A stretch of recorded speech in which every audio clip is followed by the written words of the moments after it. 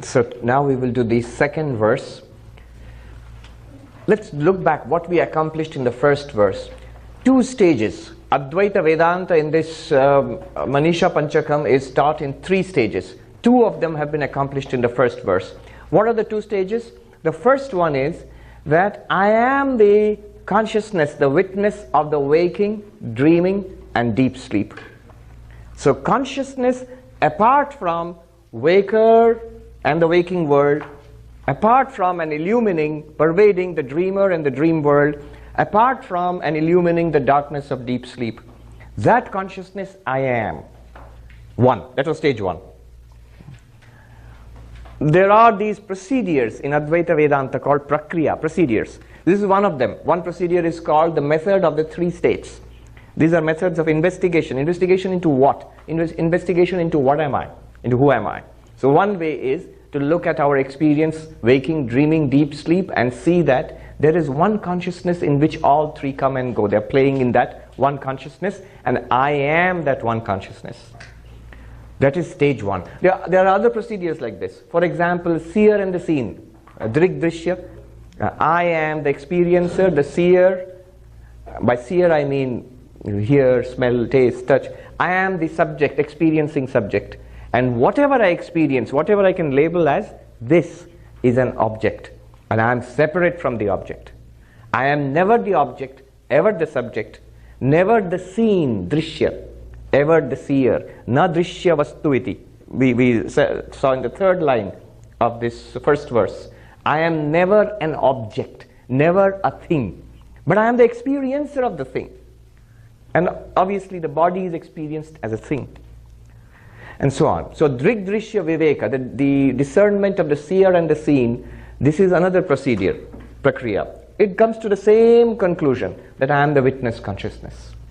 This is another one which we tried in the morning, the way of the 5 sheets, panchakosha viveka. That comes to the same conclusion, that I am the witness consciousness apart from the 5 sheets, which constitute the human personality, the body-mind complex. Whether drigdrishya viveka, whether panchakosha viveka, or avasthatraya viveka, I come to know I am the consciousness, unchanging witness consciousness, the experiencer, or the subject, pure subject, never an object. By pure, when I say pure subject, pure consciousness, I don't mean in the sense of pure means a good, nice consciousness or a nice subject, free of all bad thoughts. Pure here means the objectless subject. There is no element, mixture of the object with the subject. It means the seer without any mixture of the seen. Drishya is not there. It's only the drashta. That's the pure consciousness, what I mean. So this was first sentence, the first line of the first verse.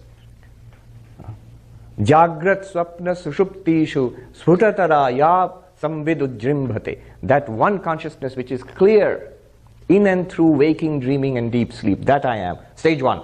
Stage 2, if you remember, is it one consciousness only in my waking, dreaming and sleeping, and another one there and another one there, in each of us separate consciousnesses, or one consciousness in all separate bodies and minds?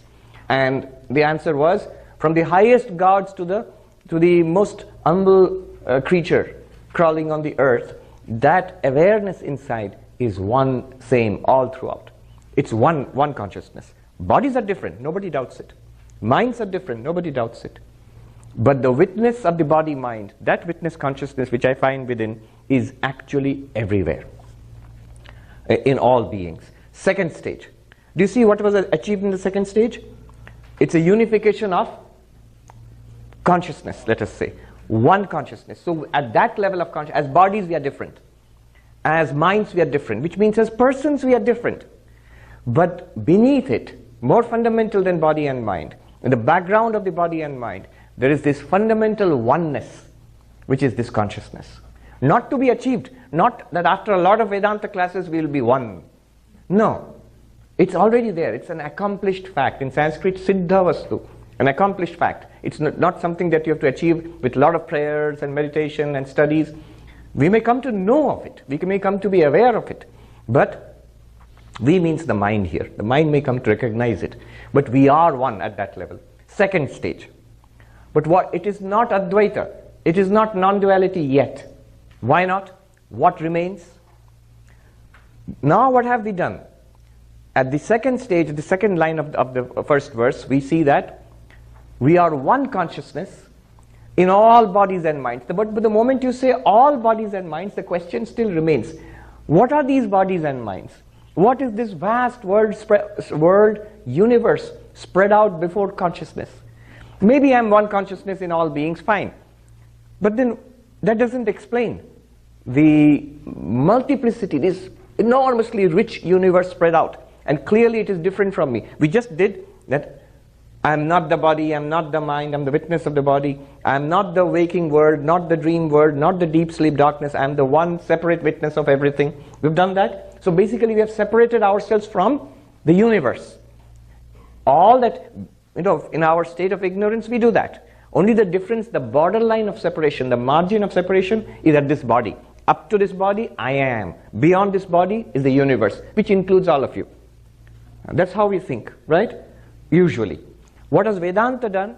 What it has done is, it has pushed the body and even the mind out into the universe. I am the witness consciousness. Are you with me? Yes. I am the witness consciousness, and what I earlier thought was I, which I included within the definition of I, has now been pushed out into this. This universe, correct? This body, this mind, this personality, this. So I am the witness. But that still means there is two. Why two? There is plurality. I am the witness, and apart from me, all of this is here. That is not non-duality. Non-duality would mean one reality, apart from which no second exists. Here, definitely a second exists. The moment you say, I am not the body, not the mind, I am the witness, then the body and mind become a second to you, an other to you. So we have not yet accomplished non-duality. Why did we do this? We will accomplish non-duality now in the second verse. Why did we do this? Because unless we identify, unless we recognize the reality within us, that consciousness, from there we can have non-duality. You cannot have non-duality at the level of the body, because the level of the body there's so much difference. The level of the mind there's so much difference. But when you come to this consciousness, from there now we will proceed to accomplish this non-duality. What does the second verse say at the beginning? It says, Brahmaivahamidam jagatcha sakalam chinmatra vistaritam. I am Brahman, and this entire universe, idam jagatcha sakalam, this entire universe, chinmatra vistaritam, is an expansion, is a play, is a projection. Vistaritam here means the projection of you, Brahman, your consciousness. You, the consciousness, you alone are appearing as the world, as the body, as the mind. See, here is an interesting thing to know about Advaita Vedanta, a key to the secret of Advaita Vedanta. Have you noticed? Advaita Vedanta seems to be saying two contradictory things at the same time. First you say, I am not the body, I am not the mind, I am the witness consciousness, Chidananda Rupa Shivoham, one. And then almost in the very breath you seem to say, I am Brahman, everything. How can you say I am not this, not this? The next moment you say I am everything. How is that possible? So always remember, Advaita Vedanta is understood, accomplished, realized in two steps. Last year when I came to Hollywood, I gave a talk. 2 steps to the not to. Not to Advaita. Advaita means not to, non-dual. So 2 steps to the not to. What are the 2 steps? First, neti neti, not this, not this.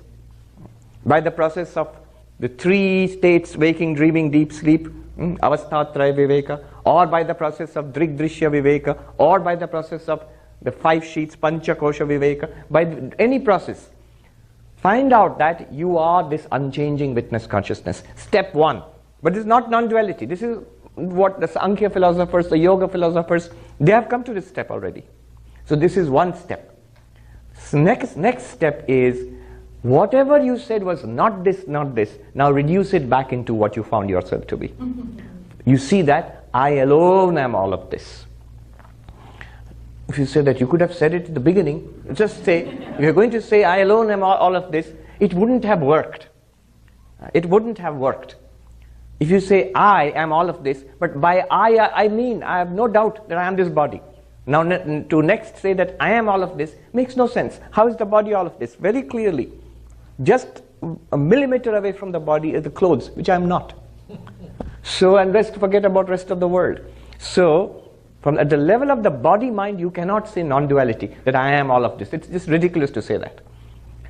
To achieve non-duality, to realize the non-dual truth, first you have to find out that non-dual truth within yourself. And then only from that point of view, look back and you see everything. Sri Ramakrishna put it this way.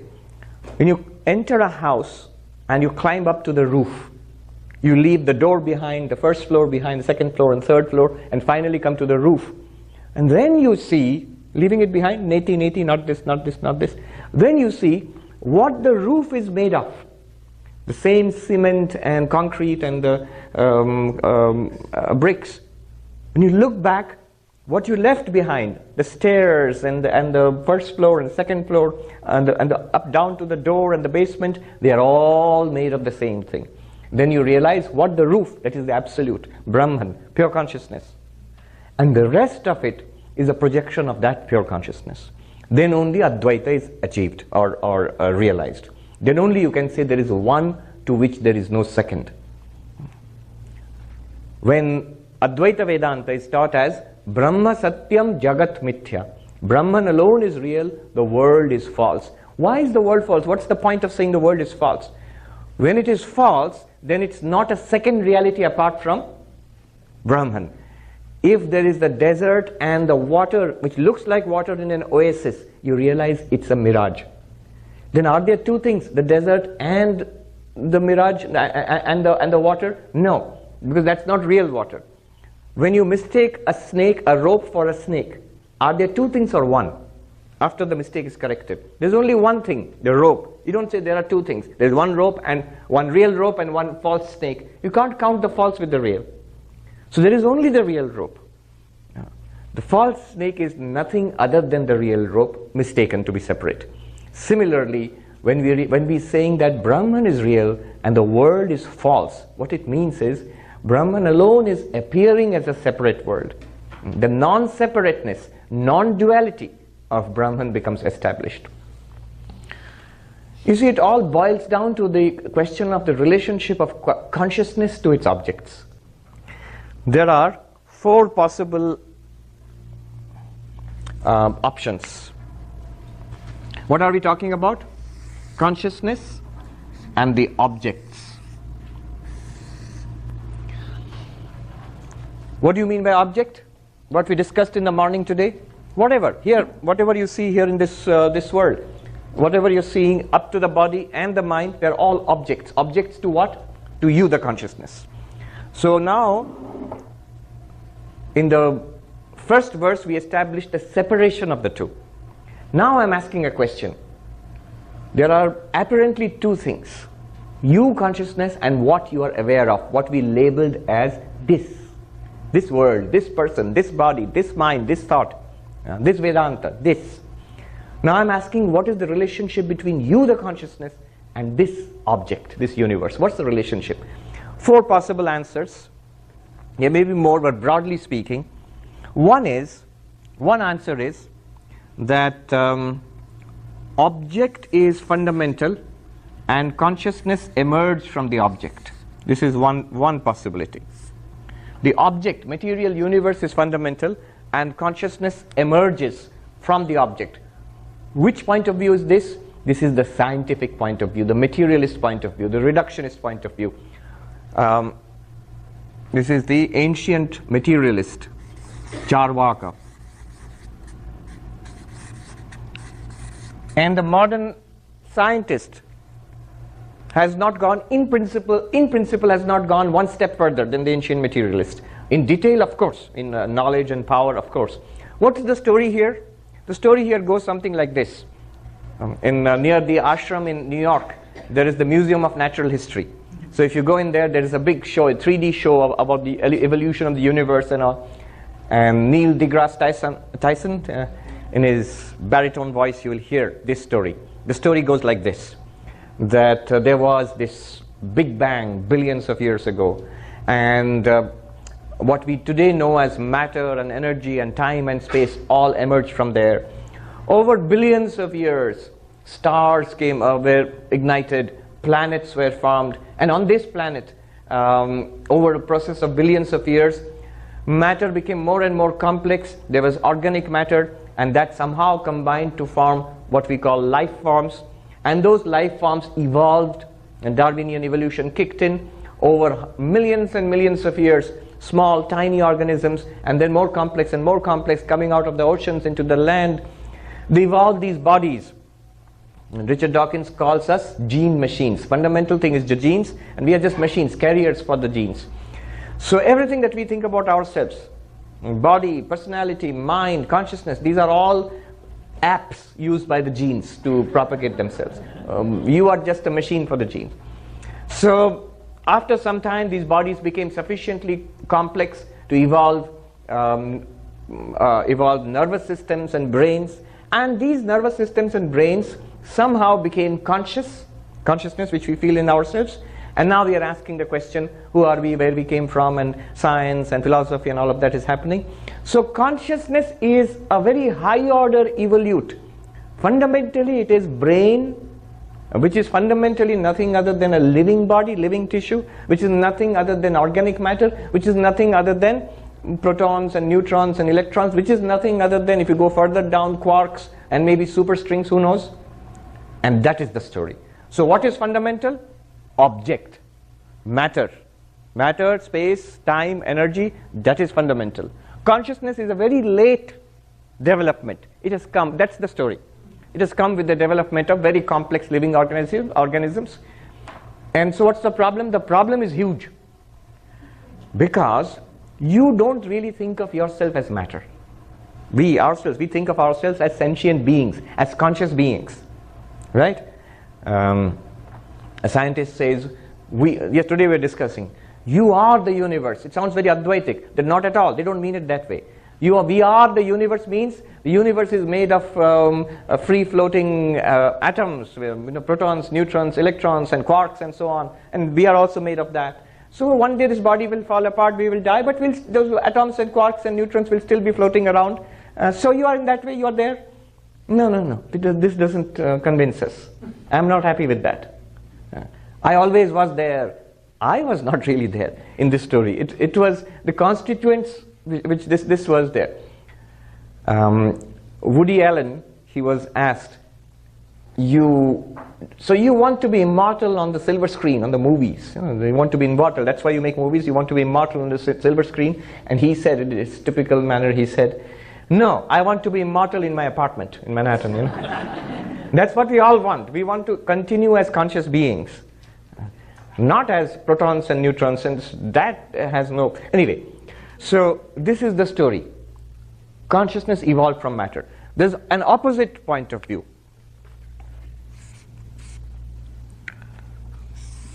Object or matter evolved from consciousness. Consciousness is fundamental, and this material universe has come from consciousness somehow. Who says this? All religions, all theistic religions, just a philosophical way of saying God created the universe. You see, no religion which believes in God will say that my God is a non-conscious God, is unconscious, is a zombie. No. Every religion believes that the creator God is a conscious God, capable of thought and intelligence and all of that. So this is the theist religion, theist religion.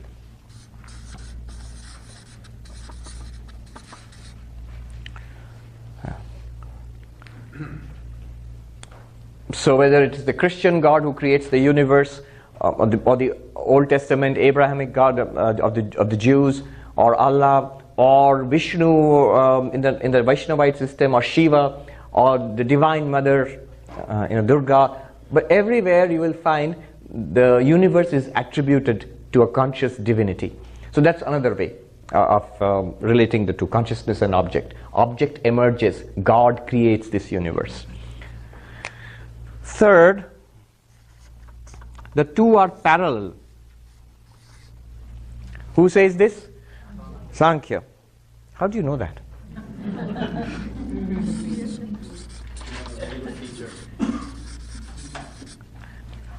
They say that we have seen the YouTube video. That's the that's the problem. Everybody knows everything now. And unfortunately, I don't have new things to say. Whatever I have to say was discovered 5,000 years ago. So it's now I'm in a fix. I asked a professor.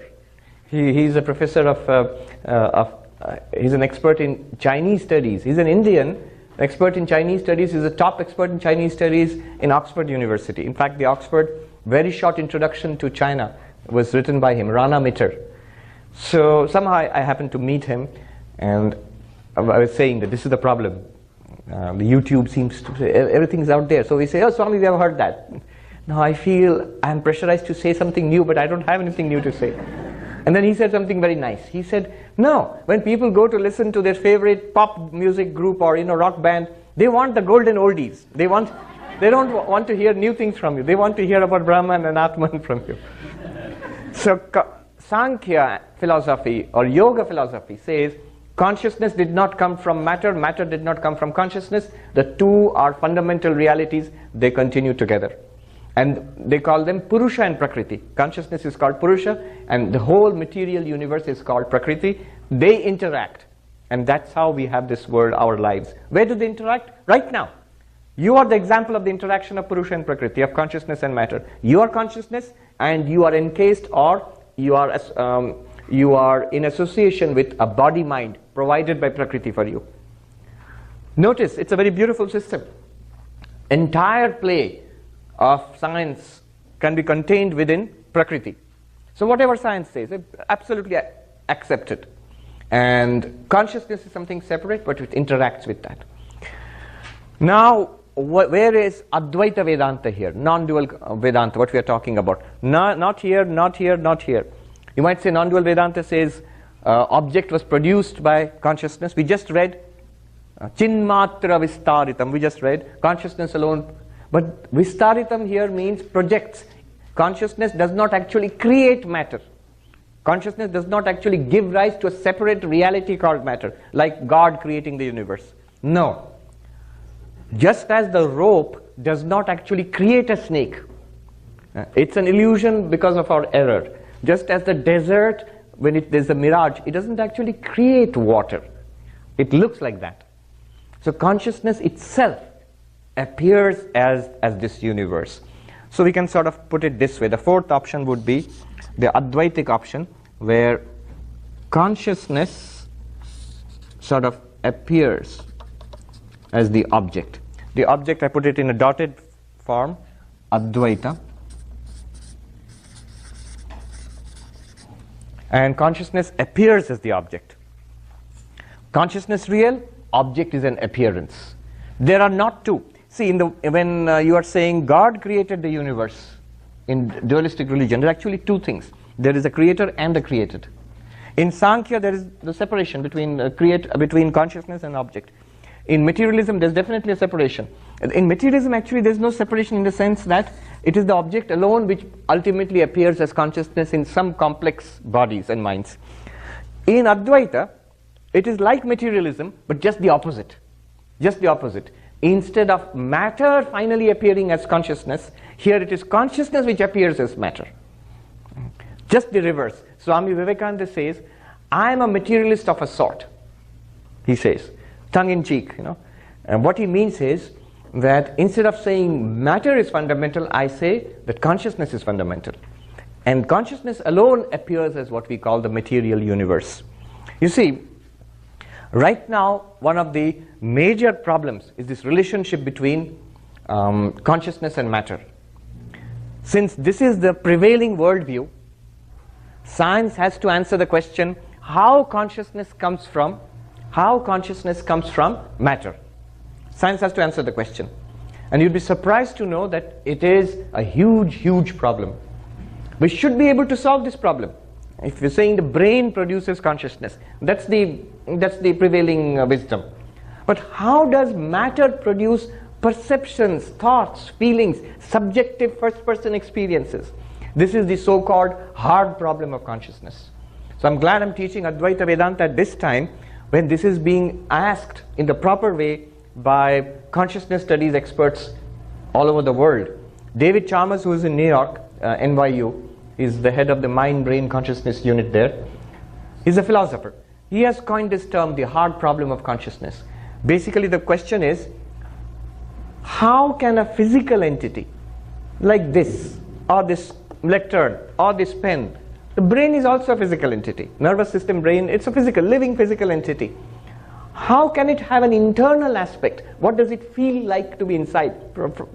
You know, sight, sound, taste. When you're tasting coffee, there's a particular flavor which you experience. There's a warmth and there's a flavor which you experience. There's a satisfaction, there's a reaction to it. All of these are experienced quite apart from the actual chemical things which are going on. When the coffee touches your tongue and the neurons are firing in the brain, that's the physical component of it. But you inside, you are not feeling neurons flashing or sparking. When you drink coffee, you don't feel a little burst of electricity. No, you feel warmth and taste and flavor and alertness, none of which are captured by those bursts of electricity. They are somehow associated. Clearly they are associated. But how? And why? You would be surprised to know there is no explanation for this. I've been attending some of the talks, so David Chalmers sort of knows me as the guy in orange. In fact, in one of the, it's there in YouTube, you can't see me. David Chalmers is speaking, he's conducting a seminar in NYU on the hard problem of consciousness. And Q&A, he's conducting the Q&A and he says, okay, the guy in orange. And then you can hear me speaking. That was me, but they don't show me on the camera. And even recently, so what does David Chalmers think of Sankhya or Advaita? I'm glad to tell you just last year in NYU, there was, in the philosophy department, there was a seminar, a colloquium, the hard problem of consciousness and Advaita Vedanta. Advaita Vedanta perspective on the hard problem of consciousness. A young professor from Australia, Miri Albahari, she is working on Vedanta and Buddhism, and she's written a number of very nice papers. So she is saying that exactly what we are talking about, that the solution lies in the Advaita Vedanta perspective of consciousness. So, and there is one more person, in that seminar I remember, it was, I went to attend that seminar, and there were a few from the Vedanta Society who tagged along also. So we attended it, and it's a small group, maybe about 20 people. But some of the top philosophers in the world, if you Google right now, top 10 philosophers now, living. If you just say top 10 philosophers, it will say Plato and Aristotle and Socrates. But living now, in that list, 3 or 4 of them were in that room. And they are discussing what Advaita Vedanta has to offer to the hard problem of consciousness. So did they buy it? No, it's a tough crowd. But I will say this much. All the objections to the Advaita Vedanta perspective, they all stand on a misunderstanding of Advaita. Some misunderstanding. You can point out that when the question comes, why is this like this? How can, this is not acceptable? But they're misunderstanding Advaita in some way. If you clarify that, then the objection doesn't stand at all. Anyway, so that's what's going on now. What does David Chalmers himself say about the hard problem of consciousness? He recommends, he propounds something called panpsychism. He says, it's quite possible, he says it's a crazy idea, it's quite possible, he says, consciousness is not produced by the brain. It's not produced by matter. It's a fundamental reality of the universe, just like matter, energy, time and space. So consciousness is a fundamental property of the universe, he says. Nothing more than 5,000 years ago, Kapila was saying the same thing. Yoga philosophy, Patanjali and Sankhya philosophy, they are saying, what he is saying is this, there is matter, it's real. It's not a projection like Advaita says. It's a real thing out there, separate from consciousness, but consciousness and matter interact. Consciousness is fundamental, not produced by matter. Panpsychism.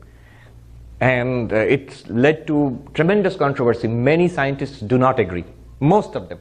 Because it's impossible, it doesn't fit in the paradigm. Because you see, the scientific paradigm is, they have taken this to be real already. They have assumed this to be real. Matter is assumed without question to be the only reality. So everything else, life must be a product of matter. Mind must be a product of matter. Consciousness must be a product of matter. And I have had this argument with different philosophers, of scientists. And there's a person who is a well-known biologist and the head of philosophy in CUNY, City University of New York, Massimo. So his point was, He doesn't agree with David Chalmers. He said, oh, David Chalmers, panpsychism, he comes up with one idea after another, each worse than the earlier one. I said, why is it bad? His point was, he's a biologist. So his point was, just a few years ago, maybe 50 or 100 years ago, life was the great mystery. And people thought life cannot be explained by science. But now we understand, life is explained to down to almost the molecular level. Is explained by science. So right now, consciousness seems to be the great mystery. It cannot be explained by brain processes. He says, give us time, 30, 40, 50 years, and we will be able to explain consciousness satisfactorily in terms of the brain and nervous system. Consciousness, he says, is something that goes on in living tissue. How? We don't know. He says, we are honest. We have no idea how it's happening right now, but we will be able to do it. Just like we have explained life, we will be able to explain consciousness. This is called promissory materialism. Yes, it's a term. If you Google it, you will find it. Promissory materialism is, I will explain it, just give me time. 30, 40 years, 50 years, 100 years. No. It cannot be done. Why not? From a Vedantic perspective, we know enough right now, after doing the first verse, you can say what is wrong with this approach. If you say, life was a mystery, now I explain life in terms of molecules, chemistry, I can explain life in terms of biochemistry. So consciousness is a mystery. I can also explain later on, sometime it will come when I can explain consciousness in terms of brain activities. Why is this wrong? There's a big fundamental problem there. It's not a thing. Right, it's exactly, who said the subject, it's not a thing, right, correct. This is a simple thing that they are not seeing. You know what is the problem with that answer? The problem is this. Vedanta will say, when you say, put this question to a Vedantin, to Shankara or somebody, immediately they will reply, or the Chandala. Chandala might do a better job of confronting Massimo. He will say immediately, prana, life, is an object or not? Did we not do that? This breathing is just one aspect of prana. Every other physiological aspect, circulation of blood, the production of hormones, enzymes, digestion, every other, including neuronal activity, all of them are activities of prana. Are they objects or not? Yes. The breathing you can see like this. With finer instruments, medical instruments, even the more subtler activities in the body, they also become presented to your consciousness. So all of the activities of prana is an object. And what you have done, O scientist, is you have explained an object in terms of other objects. You have explained life forces, prana, in terms of other objects called organic processes in the body. But consciousness is not an object. Now you are saying that I will explain consciousness in terms of an object called neuronal activities in the brain. That's an object. No, you're making a category mistake. You're making a jump. David Chalmers humorously says, in an interview, he says that if you spend long enough on the hard problem of consciousness, you will either become a panpsychist or you will go into administration. You'll give up and become an administrator. Go into administration. There is another philosopher, Galen Strawson.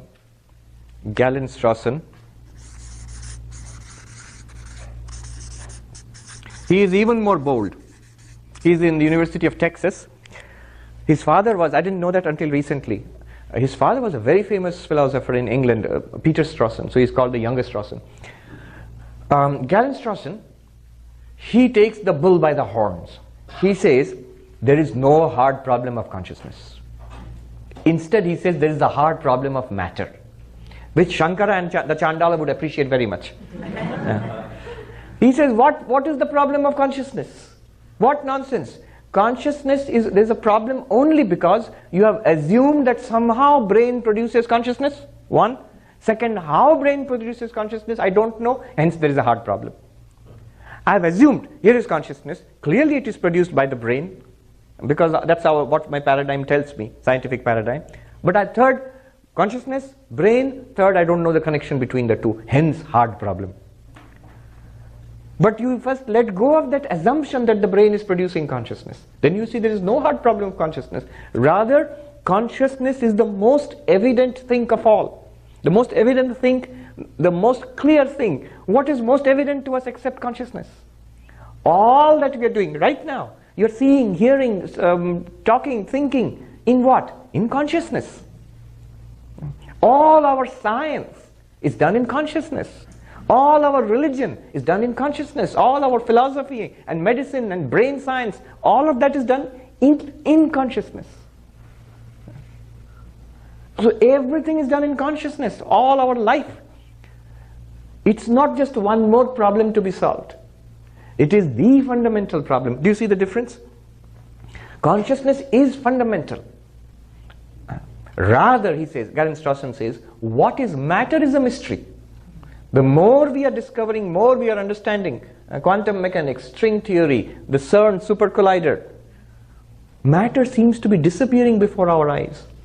Smaller and smaller and smaller. We are not coming to any fundamental unit of matter at all. So he calls it the hard problem of matter. Slightly tongue-in-cheek. This is no problem of consciousness. We could not state the next sentence which will come in this verse, Maya. We could not state it any more clearly than this. Consciousness is fundamental and matter appears to consciousness. So what is the Advaita approach? The Advaita approach is this. What is that Advaita way of relating consciousness and matter? How do we come to this conclusion? That consciousness is fundamental and matter is an appearance in consciousness. Why not the other options? So what Advaita says briefly is this. If two things cannot be experienced separately, then we have no right to call them two independent realities. If two things cannot be experienced separately, we have no right to call them independent, separate realities. What does it mean? This pen, it looks like one entity. I'm giving a crude example. It looks like one entity, but actually there are two here. There's a cap and there's a pen, in this way. And I can show you the cap without the pen, I can show you the pen without the cap. So I can say there are two things here. Yes, they appear together. But I can show them, experience them separately. Hence, we can say that they can exist separately. In a very crude way, I'm saying this. But when I say table and wood, this table, that one, there, wood and table, I'm using two words which have different meanings. Yet, can I show the table, the lectern, apart from the wood? No, I cannot. Can I show the wave apart from the water? No, I cannot. Can I show the necklace, the bracelet, the golden ornament, apart from the gold? Here is gold, here is the golden necklace. No, I cannot do that. Though I am using two words. Which means, if you cannot show them separately, they must be the same entity. It is the same gold, which has a name, which is a new form, which you call necklace, give a new name and a function. It is the same wood, which you make into a lectern, and the lectern is a particular form and a name and a function. Nama, Rupa, Vyavahara. But the material is the same thing. They are not two separate realities. The ornament is not a second reality apart from the gold. It is gold, there is no second reality, non-dual. Gold, an ornament, gold is non-dual. There is no second reality called necklace. The wood here is non-dual with respect to the table, because there is no second thing called table apart from the wood. The wood is non-dual with respect to the table. In the same way, we say Brahman and this world, you, the consciousness, and the object of consciousness. You, the consciousness, and the object of consciousness, you cannot show them separately. All the objects that have ever been experienced have been experienced by consciousness, by you, in your consciousness. So it's not two things. Here is the objective universe, here is consciousness. I can show the objective universe separately. It's actually, the term consciousness is involved in what I'm saying. When you say experience, showing, it means consciousness is already there. So you cannot have object apart from consciousness. An object is always, is something, you can define an object as that which is presented to consciousness. Yeah. In more philosophical language, if two things cannot be, one thing cannot be experienced apart from another thing, then that thing which cannot be experienced apart from the first thing, that thing must be an effect and the first thing must be a cause. Effect and cause. Cause in the sense of material cause. In Sanskrit, upadana karana, material cause. The wood is the material cause of which table is the effect. Water is the material cause of which wave is the effect. Gold is the material cause of which ornament is the effect. Consciousness is therefore the material cause of which the universe of objects is the effect. And the effect is not a second thing apart from the cause. Just as the ornament is not a second thing apart from the gold, the wave is not a second thing apart from the water. Another way of understanding this is if you count. If you go to the ocean and count the waves, if you ask how many waves are there, you say it's difficult to calculate, but let's say 1,000 waves. Count 1, 2, 3, 4, 5, 6, 7, 8, 1,000 maybe. And if you count water, 1,000, will you say 1,001 things, 1,000 waves and plus one more water? No, the moment you count water, you cannot count the waves separately because they are all water. You can't double count. Then it becomes all is water. If I say count water, then you say, oh, there is only one thing, water.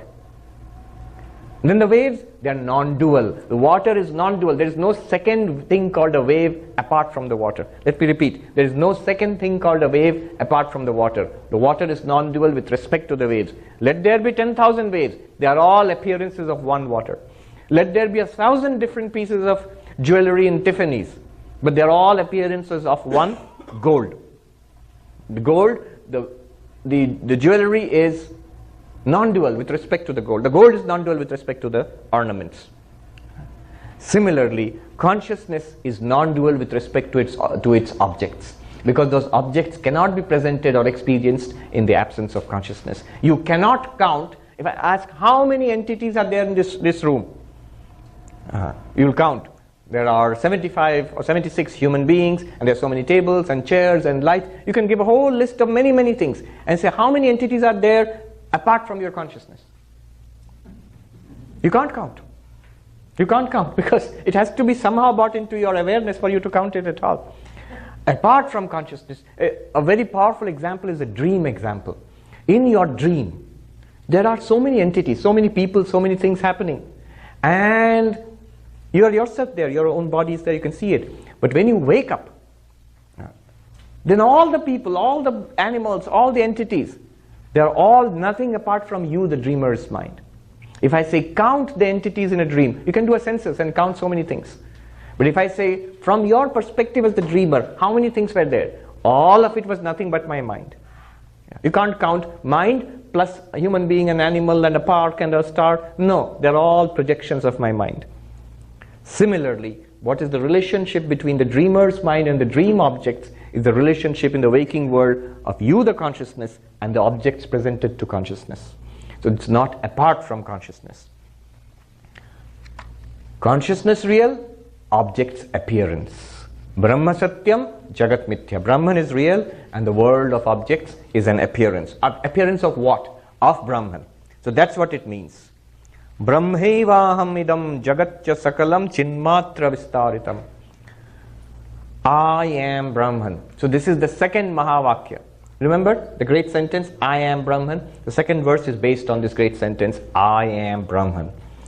And then this entire world of objects, it's actually not separate from me.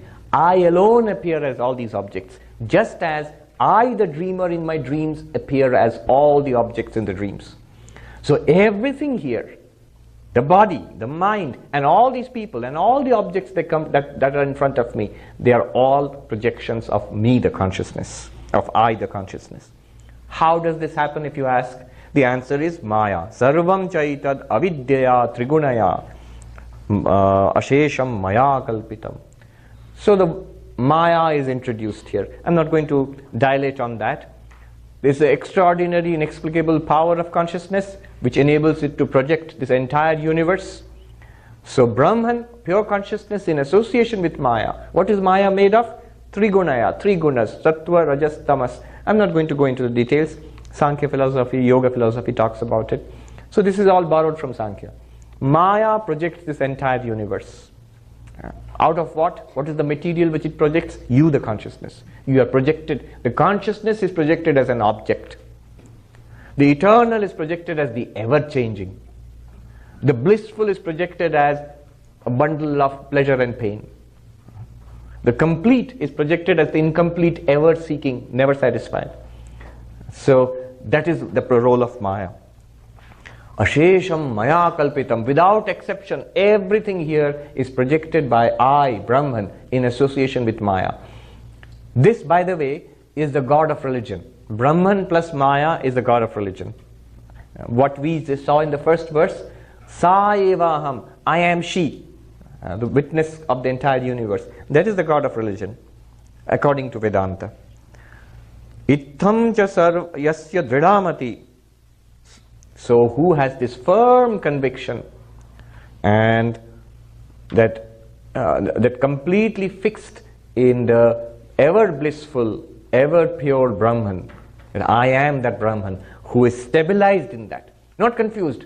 I begin to get it, Swami, but the moment the class is over, I'm getting confused. That is not dridamati. Drida means fixed, firm. That is adrida, unstable. So that is not enlightenment. You still have to work on it. But the one whose conviction is absolutely clear. One of our monks went to a great Advaita teacher in the Himalayas and asked him, so what is enlightenment? Manisha here means conviction. What is this non-dual conviction about non-duality? And this teacher told him, right now that you are this Swami, you are a man, this is not the product of thinking, understanding, it's an unquestioned acceptance. The day you have this much or even more unquestioned conviction that I am the witness consciousness, I am the one consciousness, the underlying reality of this universe, I am Brahman, then you are enlightened. That much clarity, unshakable, beyond question. Like the sun shining there, doesn't require any argument. Look up, see, don't look at it directly. So one whose understanding is fixed here, dridhamati sukhatare nitye pare nirmale, let that person be a Chandala or a noble Brahmin, that person is my Guru. This is my conviction. Now the third verse is based on, very loosely based on Tattvamasi, that thou art.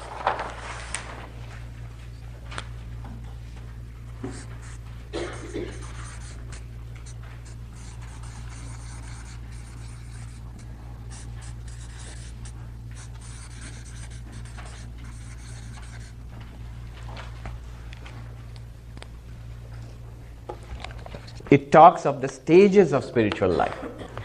See, what are the stages of spiritual life? Very, very briefly, those are not mentioned here. Yeah, it talks of the stages of spiritual life. Let's put it this way: 4 stages. I'm writing them down, the original Sanskrit words. These are from Vichar Sagara. Pamara, Vishayi. I'll explain. Sadhaka and Siddha. Siddha is the perfected one. Sadhaka is the spiritual seeker. Vishayi is the Vishayi literally means a worldly person, but it means not in a bad sense. It's a decent, the backbone of society, basically a decent person in the world today. Vishaya literally means the seeker of objects. Vishaya means object of consciousness, who wants. I want money and pleasure and success and fame and learning, all of that. A man of the world, but a good person. And the Pamara is a person who leads an instinctive, uncultured, Pamara literally means uncultured, crude, instinctive life. Now, what does this Pamara want? The 4 goals of human life: moksha,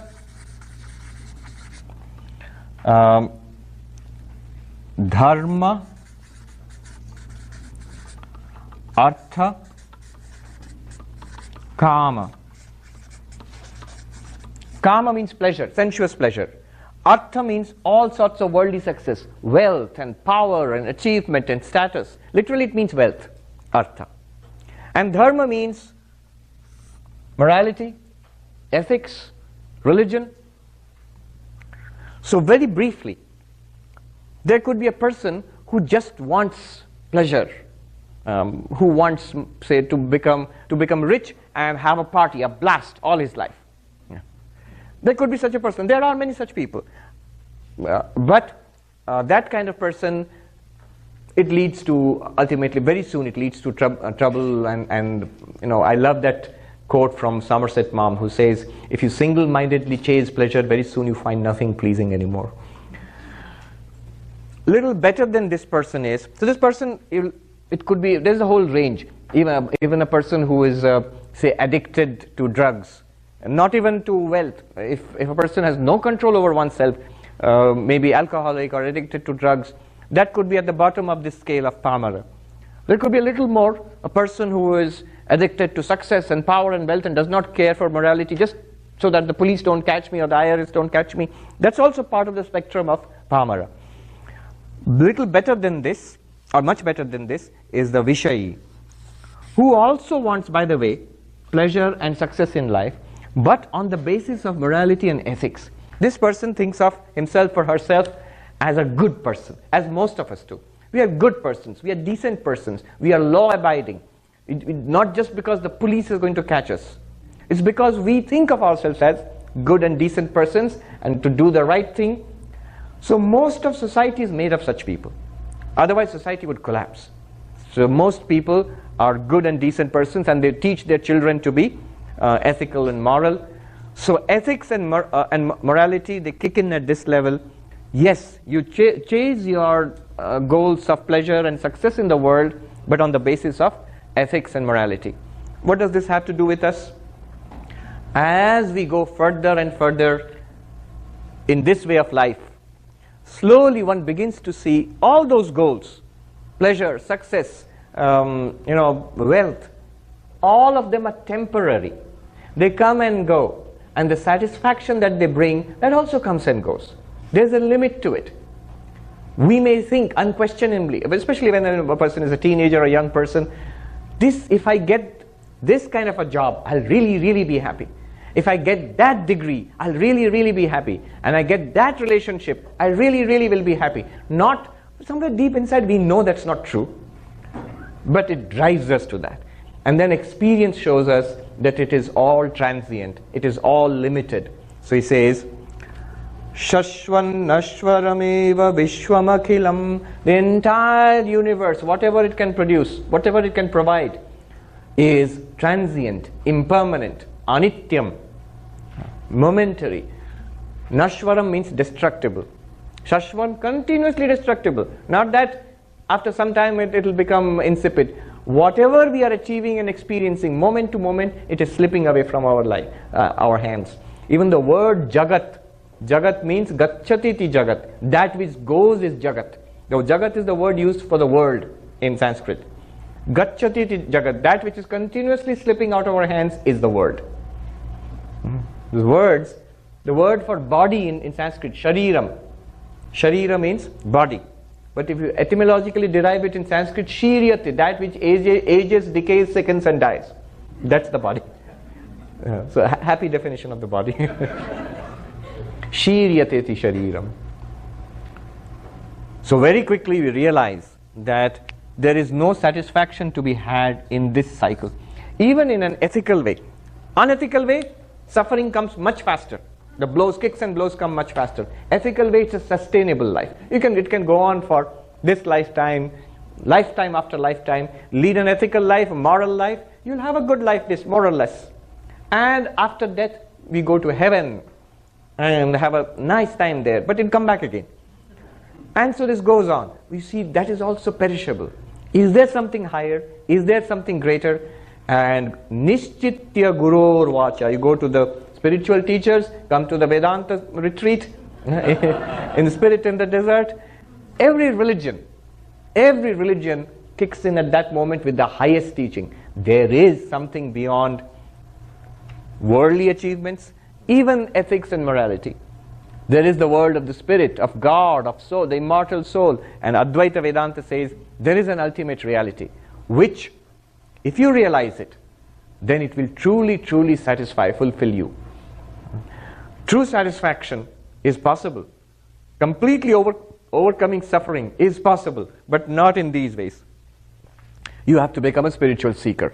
So the spiritual seeker now goes to the Guru, and by the Guru's teachings starts a course of spiritual practice. And spiritual practice, let me just give you an outline. Or maybe later on. I'll give you the outline because we don't have time. When the Q&A comes, I'll give you an outline of spiritual practice. There is Karma Yoga, Bhakti Yoga, Raja Yoga, Jnana Yoga, all of that comes at this level. And after this spiritual practice, you come to the final, the highest practice, which is to dwell on this knowledge of Brahman, which we are getting through Manisha Panchakam and all the other texts. It says, Nityam Brahma Nirantaram Vimrishata. Continuously dwelling on, Vimrishata means dwelling on, cogitating on, thinking about the eternal Brahman. In contrast with the continuously perishing world. Shashwan Nashwaram Vishwam Akhilam. Entire universe continuously perishing, transient, going away, moment to moment, anityam. Compared to that, Nityam Brahma, the eternal Brahman, dwelling on that. How do you dwell on that? That's part of the spiritual practice. Shravana, Manana, Nididhyasana. Shravana means you hear these teachings, Manana means you think about it, get conviction, get your doubts answered, and Nididhyasana means meditate upon it. That's the meaning of the second line. Eternal Brahman, continuously meditating upon that. How? Nirvyaja Shantatmana. Here Atma means mind. The spiritual seeker needs a mind which has two qualities. Nirvyaja means pure. Pure. Simplicity. It literally means not crooked. So the vasanas, the desires, the tendencies which push us out into the world, I want this, I want this, I want this, that is calmed down, that is cleansed inside. That is called Chitta Shuddhi, purity of mind. How that happens we'll discuss later, and I hope in the quick Q&A it will come up. That is one aspect of the seeker's mind, nirvyaja. The second aspect is serene, tranquil, concentrated, focused, shantatma. Focused mind. Pure mind, focused mind. This is what defines a spiritual seeker. You see, all the problems we will have and guaranteed to have on the path of knowledge, they do not stem from the path of knowledge. They stem from our lack of preparedness for this path. What is the lack of preparedness? Why are we not prepared for this? The two problems. We do not have that simple mind, the pure mind, one, and we do not have that calm mind. These two are the sources of problem, you'll see. Nothing else. Then what happens? One realizes, I am Brahman, Aham Brahmasmi. And realizing that, then one becomes free of the law of karma. Quickly mention this and I'll bring it to an end. What is the law of karma? So he brings in so many things in this third verse. I'm doing it an injustice by rushing through it. The whole of spiritual life, basically he just indicates it in the third verse. Whole of spiritual life leading up to enlightenment. What is the law of karma?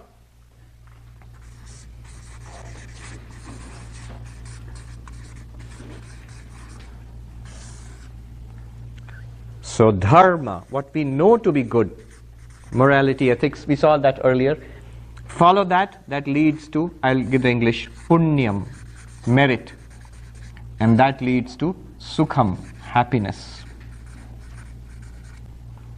Adharma, if one is consciously naughty, deliberately naughty, that leads to papam, sin or demerit. That leads to dukkham.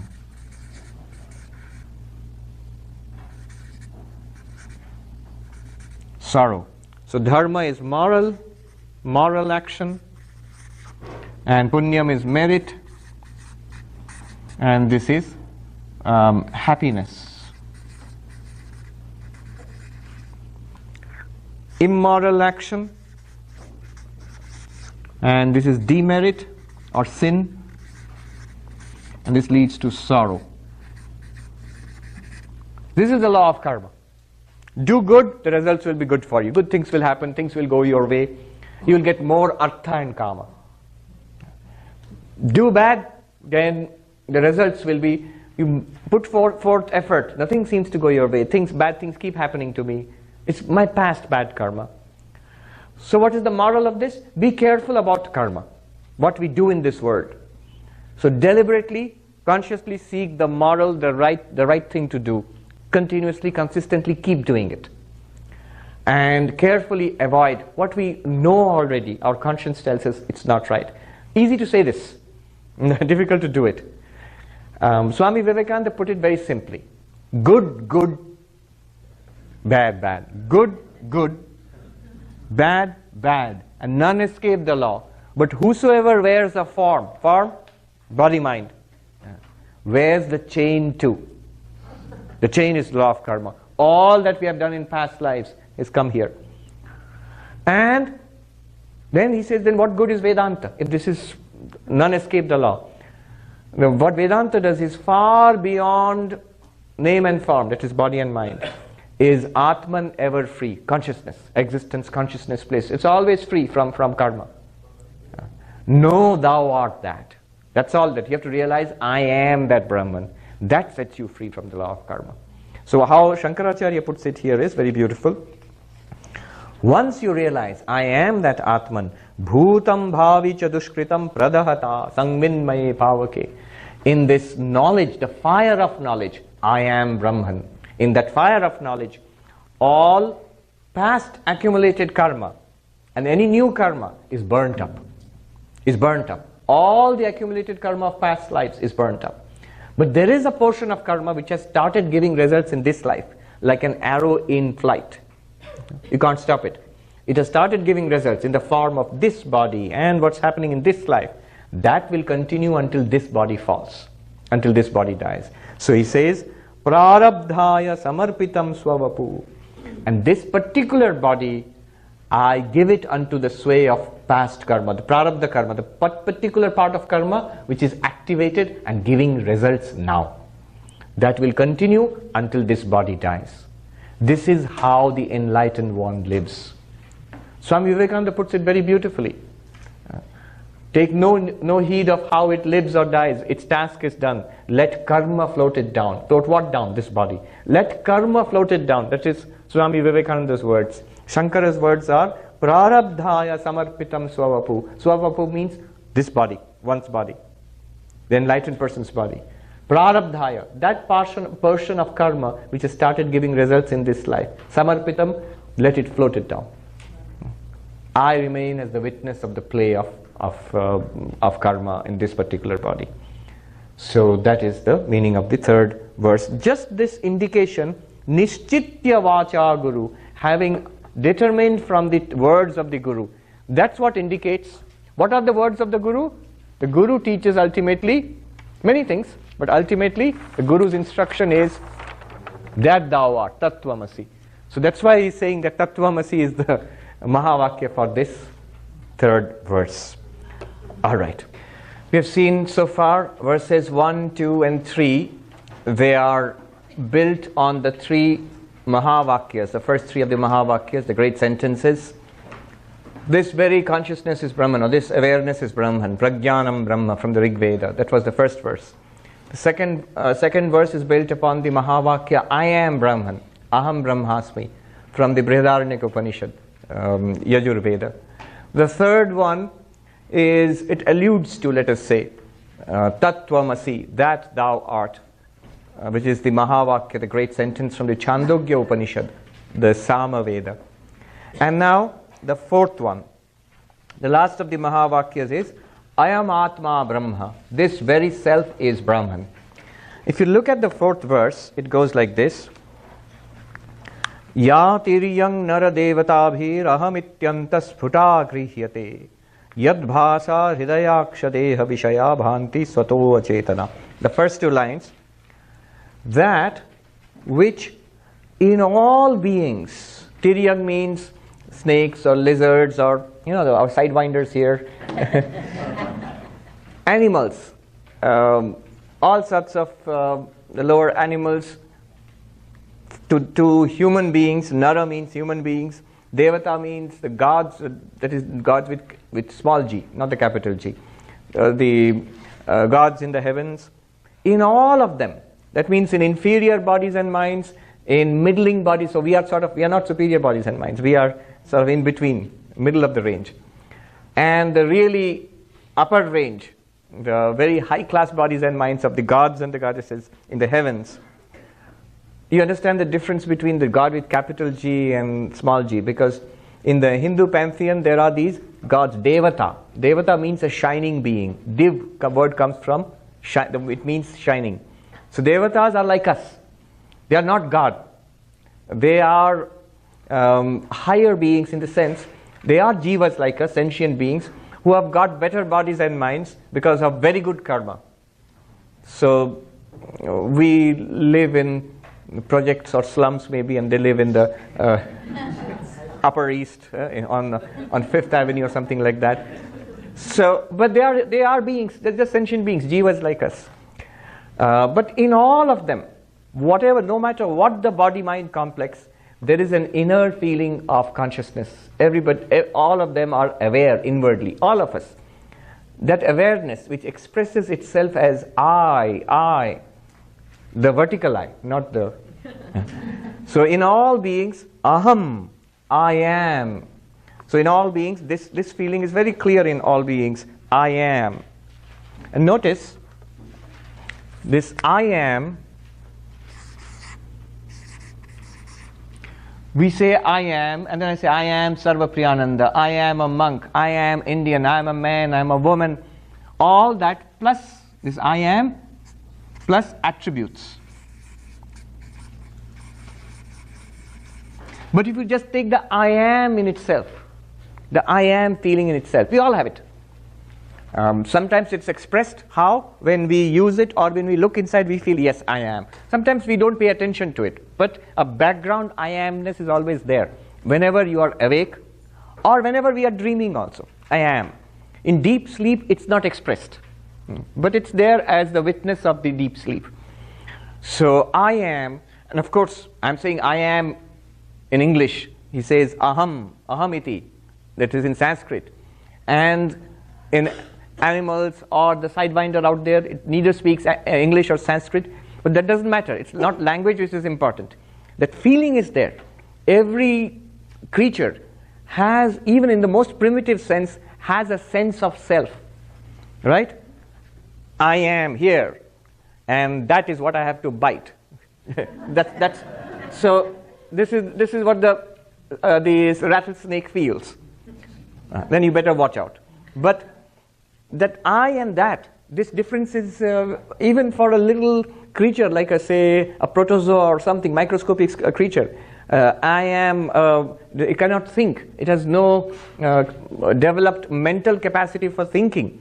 And yet there is a basal sense of self, because self and the other, that is food. I must put forward an amoeba, we all learned in school, put forward what is called a pseudopod. Pseudopods, and grab that thing and build it and bring it within this. All this thinking, I'm not saying it does, but it behaves that way. So I am is present in all beings, from animals to human beings to the gods, entire range of living beings. But look at the I am itself. The attributes can be anything. You see all the attributes we add to it. And it keeps changing. The I am is constant. And if you look at the I am, it has two distinct or two aspects, I and the am. And the I is the consciousness aspect, chit. And am is the existence aspect. Is it not so? This is sat. So this existence consciousness, I am, and not just am, I shine with awareness, with a sense of self. At the very minimum, a sense of self. And the more higher you are, the more attributes you can add to yourself. I'm happy, glorious, or miserable and depressed and terrible. But these are all attributes.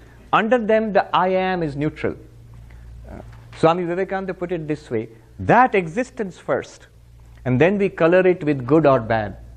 Things are nice, things are miserable, I'm a good person, or I'm a sinner. All that comes later. But that I amness is primary. So he says, Shankaracharya says, in all beings, that which is putagrihate, which is distinctly, undeniably available in all beings internally, as that I amness. That very I amness is in each of us, by its light, by the light of that, yad bhasa hridayakshadeha vishaya bhanti swato achetana. In each of us, that I amness lights up what? First, mind. Hridaya here means mind. Antakarana. Literally it means the buddhi, the innermost aspect of the mind. First, the mind is lit up. You become aware of thoughts, feelings. What happens when you wake up from deep sleep? When we wake up, suddenly, first we become aware of an internal environment. Where am I? Is it morning, afternoon? What's happening? Then you open your eyes and look around. What happened? First, the mind is lit up. The mind is revealed to you, the awareness. Then the senses become lit up. They become conscious, or they borrow consciousness. And then Vishaya, the objects, sights, sounds, smell, taste, touch. So look, Hridaya means the inner instrument, or the buddhi or mind. Then Aksha means sense organs, the 5 sense organs. Then Deha means the body. The body feels, I am this then. And then finally Vishaya. Vishaya means objects, sight, sense, taste, smell, touch. They all become lit up. Bhanti, they shine.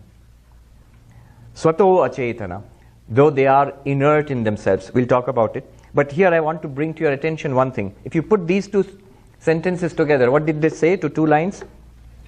The second one says, that consciousness within each of us, which lights up here, which lights up my mind first, and then the sense organs, and then the body, and then the objective universe, from inside out.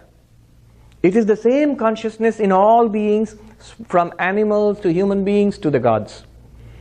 By saying this, what he has done is, he has illustrated this Mahavakya. Ayam Atma Brahma.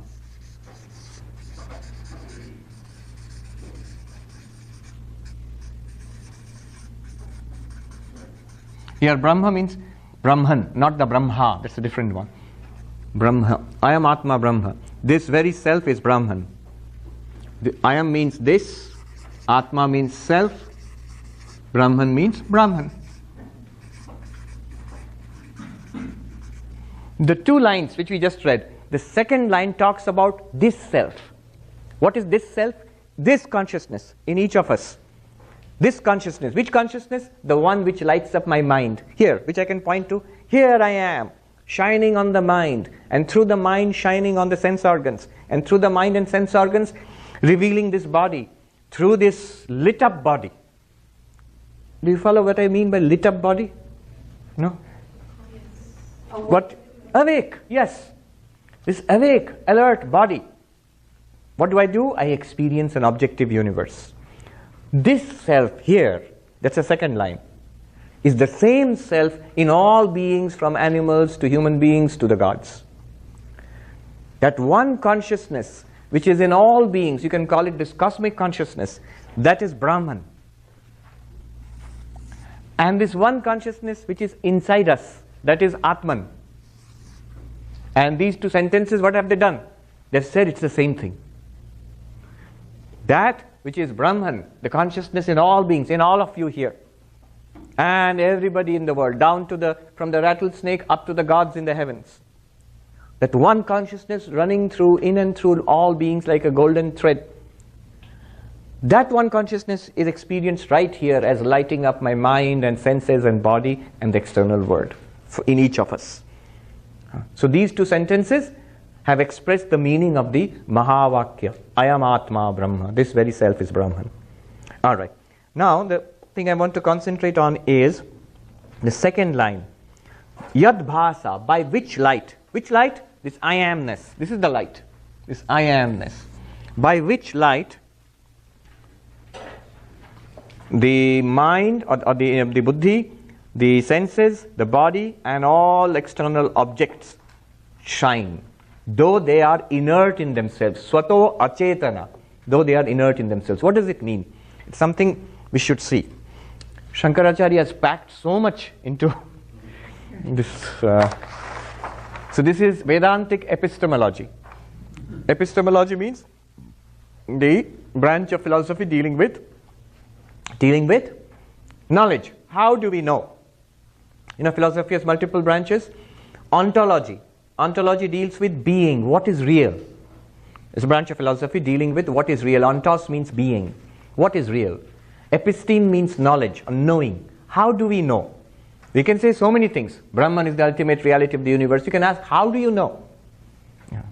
There's a very nice lunch waiting for us after the Q&A. How do you know? Oh, I saw the menu. I didn't, but anyway. So I would have to justify, give an answer. That is epistemology. You're asking an epistemological question. What's there for lunch? You're asking an ontological question. What is real? What's there? The object. How do you know? This is epistemological. Is it good? That is axiological, values. What is nice and aesthetic and beautiful? So these are the three branches of philosophy. Ontology, epistemology and axiology. They used to be called at one time metaphysics. They used to be called aesthetics. But they have all been classified now under these three. So the Vedantic epistemology, how do we know anything at all? So there is consciousness. Atman, Brahman, Samvit, pure consciousness, whatever you call it. The big C. And now it shines upon, it says, Hridaya Aksha Deha Vishaya. So Hridaya means the mind. This is the mind. In a very general sense, I'm calling it the mind. And it shines on the mind. There is an awareness in the mind. We call it the reflected consciousness. And this consciousness, the mind now lit up by consciousness, proceeds further to light up the five senses. The five senses. And all of this is, of course, happening in the body, the senses. And all this is happening in the body. And then, with these senses, we experience, say, Arizona, where the external sun is shining. So, this is the objective universe. Object.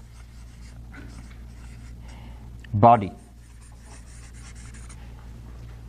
Now, what I have done in this is I have just illustrated the second line. Yad bhasa, by whose light? Whose light? By the light of consciousness. Hridaya. Hridaya means the internal instrument, mind, technically antakarana, mana, buddhi, chitta, hankara. More precisely, the buddhi itself.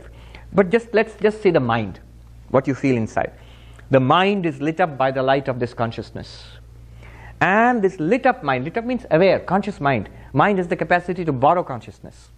So mind feels conscious now. This consciousness in the mind, there's a technical term for it called chidabhasa. Chidabhasa means reflected consciousness. What's it like? A very good example would be, there is the light of the sun outside. Suppose this room were dark. I could take a shiny plate, maybe a dish, and then reflect the sun and shine the reflected light into the room. So you would have a beam of reflected sunlight coming into the room and reflecting and illuminating things here. Just like that, the mind functions like that shiny disk. It takes the light of consciousness. Another example is the moon at night. By the light of the moon, we see the world at night.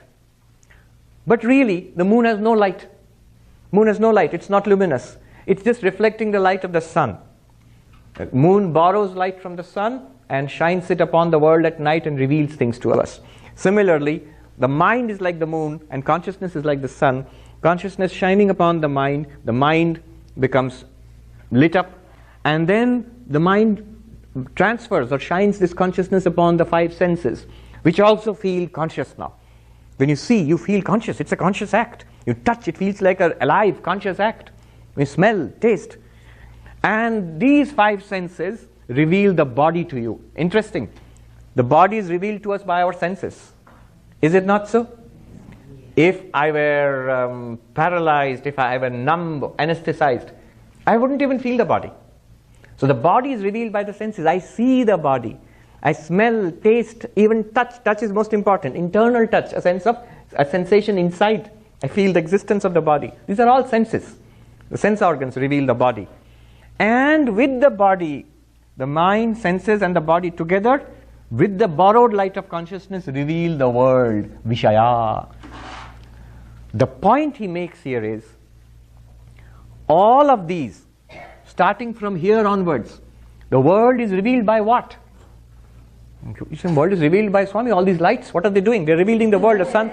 But yes, these lights cannot reveal the world unless your eyes are open and seeing. You cannot see anything unless your eyes are open. So your senses are revealing this world. But the senses cannot function unless the mind is lit up. If you are completely asleep, some people have perfected the art of sleeping with eyes open. Eyes are open, they don't see anything. So the mind must be conscious behind the senses. Then only the conscious mind with the conscious senses experience the body, and through the body, now the body feels conscious.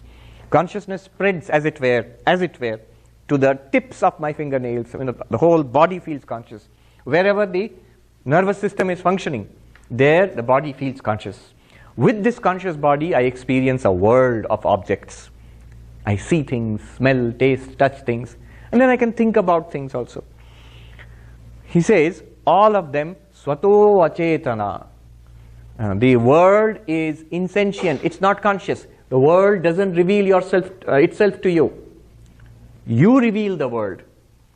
Even the light which lights up things, the light cannot reveal itself unless you see it. And the senses cannot reveal anything unless the mind is connected to the senses. The mind shines upon the senses. And the mind is also insentient. At this point, this is an insight which modern consciousness studies has not yet come upon. The mind is also insentient. What is the mind? Thoughts, feelings, emotions, perceptions. They are not sentient. They are not aware. You are aware of them. Then a simple experiment. When I think a thought, 2 plus 2, 4. When I think a thought, 2 plus 2, 4. Just do it right now. 2 plus 2, 4. Now note, are you aware of 2 plus 2, 4, or is 2 plus 2, 4 aware of you? Does it say, hello, how's the retreat going? That would freak you out.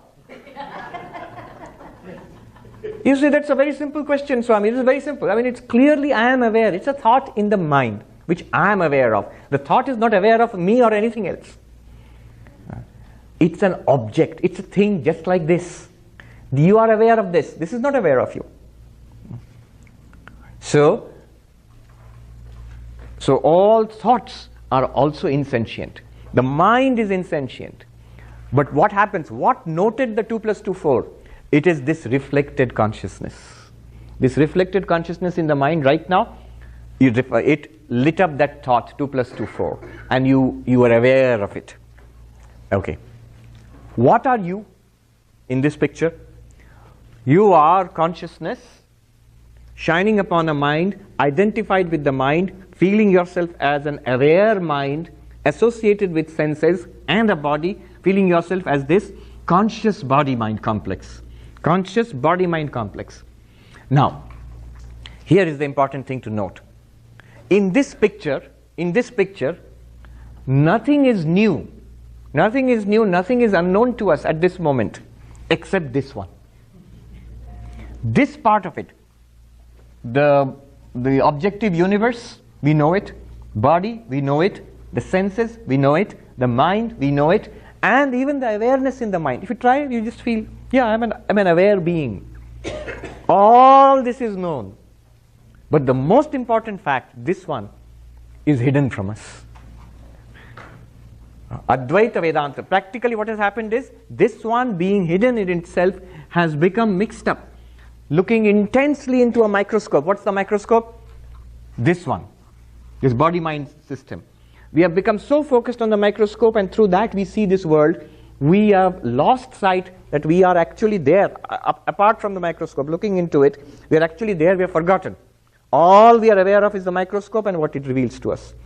So you, the vast unlimited consciousness, shining through this one microscope of mind, senses, body, you have become entranced with the world outside, aware of the body, and sort of minimally introspective about the mind. I'm unhappy, let's go and have fun. That much. And totally unaware of this dimension. This is what Advaita Vedanta claims. Advaita Vedanta claims you are actually not a compound, actually not a mixture of consciousness plus mind, plus reflected consciousness, and the senses and the body. No, no, no. It says you are not the body, you are not the senses, You are not the mind, not even the reflected consciousness in the mind. You are this. This is Brahman, not all of this. These are all projections. They have no existence apart from this. This is a sort of analytic diagram. A correct diagram would actually, consciousness would encompass all of it. It is in consciousness all of these things are appearing. So this is what is being said here. How does knowledge take place? Knowledge takes place like this. So for example, when we see something, so there is this cactus. So light falls on the cactus, reflects back to our eyes. From the eyes it proceeds to, through its physiology, proceeds to the mind. In the mind there is a vritti. Vritti means a movement, a thought, a perception. A vritti, cactus vishayaka vritti. Not that there's a little cactus in the mind, it's a thought. But it's a thought whose content is the cactus. It's about the cactus. And that thought is lit up by the reflected consciousness in the mind, chidabhasa. And we say, I see a cactus. So this is how knowledge takes place. Whether you're seeing, hearing, smelling, tasting, touching, or even thinking in the mind, thinking, remembering, desiring, hating, loving, all of that, all knowledge takes place in this way. It is basically the reflected consciousness which functions. It's like the moon at night. But remember, even the reflected consciousness is nothing without the real consciousness. Without the sun, the moon would go dark immediately. There would be no light at all. What are you? We normally think, I, when I say I, we talk about this complex, body-mind complex. I. It refers to this. What Vedanta is telling you to do is trying to teach us to shift the reference of the I back to consciousness. I am body, I am mind, I am the body-mind complex. Vedanta is saying, Aham Brahmasmi, I am Brahman. What the first line said was, not only this consciousness lights up your mind and intellect and the senses and the body, and through that the world, but it also lights up every other body in this universe. All other human beings, all animals, gods, whatever they are all lit up by that. Incidentally, one more thing. What differentiates a living being like me from a non-living being? I can't say like the cactus because cactus is also a living being. So like a rock maybe, or the table. What differentiates? In this living body, there is this subtle body, this one. Technically, the pranamaya kosha, manomaya kosha, vijnanamaya kosha, beyond that dhyanandamaya, but the three. Sukshma sharira or the pranamaya, manomaya, vijnanamaya kosha, the three koshas. This is what distinguishes a living body from a non-living body. This subtle body. You say, isn't it theoretical subtle body? Of course not. Don't you think? If you are thinking, what is that? What is that? Tell me. No doctor, no scientist can tell you what that is. All scientists will stop here. Isn't it? At the most, the scientist can tell you there is some functioning in the brain going on and somehow that is connected to your thoughts. Directly, what is a thought? Nobody knows. So this thinking, it's part of the mind. The mind is part of the subtle body. The mind, the intellect, the memory, the ego is called antakarana, inner instrument, plus the entire prana system. So all of that is called subtle body, sukshma sharira. Incidentally again, what happens at death? What dies? This one dies. The physical body. The physical body dies, clearly. It is buried or burnt, it's gone. But this one, not only Vedanta, all religions of the world, Vedanta has got very clear classification, but all religions of the world will say the subtle body goes on. Every religion of the world. The subtle body goes on, sukshma sharira. That is one which goes on to other lives. The Abrahamic religions will say that it persists, the immortal soul persists, and for eternity afterwards, heaven, hell, whatever. Buddhism, Hinduism, Jainism, Sikhism, they will say it goes on to other lives. This one will go on to other bodies, carrying with it the unique impressions, samskaras, vasanas, and associated karma of each individual. So we all continued life after life after life. What about this consciousness? It's constant. Does it go from a body to body? No, it is constant, it's infinite. In fact, all bodies appear and disappear in it. And enlightenment is when I realize I am this consciousness and I have no further need of this body-mind complex. This will continue for some time. We saw in the third verse, prarabdhaya samarpitam swavapu. There is a karma which has generated this body. As long as this body lasts, this subtle body also will last. Along with that, when this body dies, for the enlightened person, this subtle body disappears. It goes back to nature. Just as the physical body goes back to nature. Physical body is made of the 5 elements. At death, for everybody, it goes back to nature. Ashes to ashes, dust to dust, it goes back to nature. But for the unenlightened, the subtle body continues, life after life. So their individuality is maintained life after life. At enlightenment, the subtle body goes back to nature. That's also made of matter. It's matter. It's only subtle matter. Sukshma tanmatra, it is said. It goes back to nature. Upanishads speak of it. And you remain, the enlightened one remains as Brahman. Alright, so this is incidental. Now let us go ahead. Then what happens? Tam bhasyai pihitarka mandala nibham spurtim sada bhavayan. Here is an indication of nididhyasana. Once you have made the breakthrough, once this is very clear, the enlightened one spends some time absorbing, assimilating this knowledge. This shifting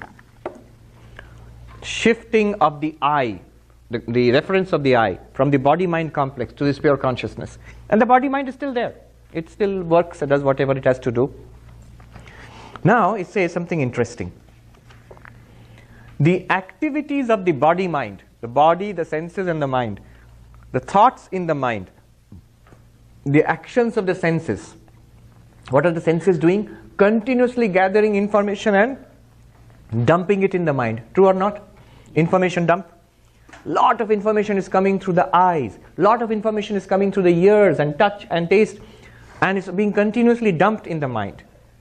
And as a result of that, what happens is, this continuous activity of the body and mind seem to hide the sun of consciousness.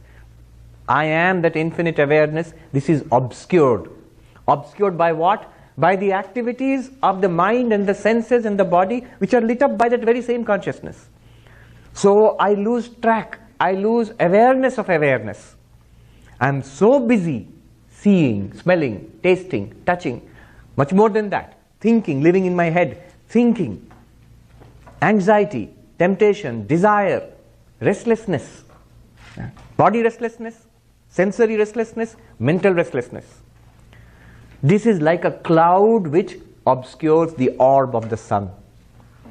Like a cloud which seems, you see, there's a sun, but you can't see it. Why? Because the cloud has come. It's not that the cloud can obscure the sun. How can a cloud, little patch of cloud, obscure this vast sun, which is bigger than the earth itself, much bigger? What it does is, it obscures our vision of the sun. It comes between my eyes and the sun, and it seems that the sun is hidden. But only, the operative word is as if. Note something. Even the cloud which seems to hide the sun, I can see the cloud by what light? Sunlight. It is the sun which reveals the cloud which seems to be obscuring the sun. Without the sunlight, I cannot see the cloud. If I know what sunlight is, if I know what is the sun, I will not think that the sun has disappeared. The very fact that I can see the clouds means the sun is right there behind the clouds. Similarly, all the activities, for the ignorant person, all the activities of the senses and the body and the mind, they seem to hide the inner self, pure consciousness. That's why the Kathopanishad says, our senses are turned outwards, therefore we see the world and not the inner self. Beautiful verse, Kathopanishad. Paranchikhani vyatrinat swayambhu tasmat param pashyati na antaratman. Our senses are turned outwards, and therefore, the Lord designed. In fact, the language is humorous. The Lord made a manufacturing defect. Vyatrinat, damaged our senses. Manufacturing defect. What? It sees out. We experience the body. The mind experiences the senses outwards. The senses experience the body, and the body lit up by senses and the mind experiences the external world. Out, out, out, moving out. Nantaratman does not experience the inner self, the infinite consciousness blazing within. Does not. Normally. Then what is to be done? Kaschid dhira pratyagatmanam aikshat. Some rare spiritual seeker, like you, experienced the inner self, experienced or realized the inner self. How? What's the method? Avritta chakshur. Literally means covering the eyes, but it means turning inwards. So calming the external, the outward flow of the senses and the mind, turning inwards. Why would you do that? Amritatvam icchan, desiring immortality. Desiring immortality. What's the point? The point is escaping from or releasing yourself from the bondage of birth and death, the cycle of birth and death, and suffering, trying to get satisfaction in the external world, which is not there. Finding fulfillment in the reality within. So that's the whole spiritual quest. The point to be noted here is the yogic approach and the Vedantic approach. What is the yogic approach and the Vedantic approach? The yogi says, it is the outward movement of the senses and the mind which is obscuring the self within. Then what should I do? Quieten, calm down. Serene, quiet mind, then the inner self will reveal itself. So that is the second sutra, third sutra and fourth sutra of Yoga Sutras. Second sutra, Yogaschitta vritti nirodha. Yoga is the complete cessation of the modifications of the mind. What is modification of the mind? Here, cactus thought. No cactus thought. Close your eyes. So, Yogaschitta vritti nirodha. These are vrittis. Vrittis means modifications of the mind. All thoughts, all perceptions, all feelings, they are all vrittis. Calm, calm, quiet, quiet. Stop the mind. What will happen? Why? What good is that? Tada drashtu swarupe avasthanam. Then the witness consciousness is appreciated or seen in its real nature. That beyond the mind, that shines forth, or should at least. If I don't calm down the mind, what will happen? Then what happens is that witness consciousness is mixed up with the movements of the mind. The sun is obscured by the clouds. The clouds are the movements of the mind. So, vritti sarupyam itaratra. If you do not calm down the mind, then the consciousness becomes identified with the movements of the mind. Anger, I am angry. Remember that I am now immediately becomes associated with anger. Bored, I am bored. I am pure consciousness? No, I am bored. Bored, vritti in the mind. The mind feels bored. There's a feeling of boredom here. And I have forgotten myself. I say, I am bored here. This I becomes related to this. That is the yogic approach. The yogic approach is the mind has to be quietened in meditation. Absolute quiet. Samadhi. Samadhi. What is the Vedantic approach? Remember, there is another way of seeing the sun. Even when the sun appears to be covered by the clouds, you still know that the sun is there because you know what the sun is. So even the clouds which are shining in the light of the sun, they are also revealing the sun. True or not? You are not worried, anxious, oh my God, the sun is gone, there are only clouds. No, how do you see the clouds? Similarly, the Vedantin says, even when the mind is functioning, even when you are thinking, feeling, willing, even when you are seeing, smelling, tasting, touching, all of them are lit up by what? By consciousness. Tam bhasye, by that consciousness, pihitarka mandala nibham, by that consciousness lit up, but like the sun being covered, as if covered by a cloud. That consciousness, which is present in every movement of the mind, which is revealed in every perception, which is revealed in anything that we do. Spurtim sada bhavayan, always dwelling on that. It's a very deep thing. It's an indication of nididhyasana, Vedantic nididhyasana. How you can practice this in every activity of life. If you want to practice yogic samadhi, you must stop those activities. You must sit down. Ashtanga yoga demands that one must sit quietly. Then one must close one's senses and turn inwards. Asana, pranayama, pratyahara. Withdraw from the world. concentrate inwards, calm down, can't think, obviously can't see, smell, taste, touch, hear, can't walk around, jump around, nothing. Then only it is revealed in samadhi. That's the yogic approach. Correct. The Vedantic approach is anything that you need to do, walk, talk, think, fight, whatever. No, even they say in the martial arts, Japanese martial arts, there's one of the ways to enlightenment is throwing a punch at the other guy. That guy might not be enlightened, but no, but it's true. In Japanese martial arts, especially things like Aikido, Kyudo, the jutsu arts are actually fighting arts. Jujutsu is a fighting art, but it is transformed into judo. Do means the way. So when it's transformed into the way, it becomes a path for spiritual development. It's no longer for punching somebody. You can still punch somebody and very effectively, but the point is your own spiritual development. Aikijutsu becomes Aikido. Kenjutsu becomes, where sword fighting becomes Kendo. And the purpose there, of course, physical exercise and all of that, but is actually inner development, spiritual development. So in all activities, Brahmarpanam Brahmahavi, Brahmagno Brahmanahutam, Brahmeva Tena Gantavyam, Brahma Karma Samadhina, the one who sees Brahman in all action. That means not stopping action, in all action. Even in eating, you see Brahman.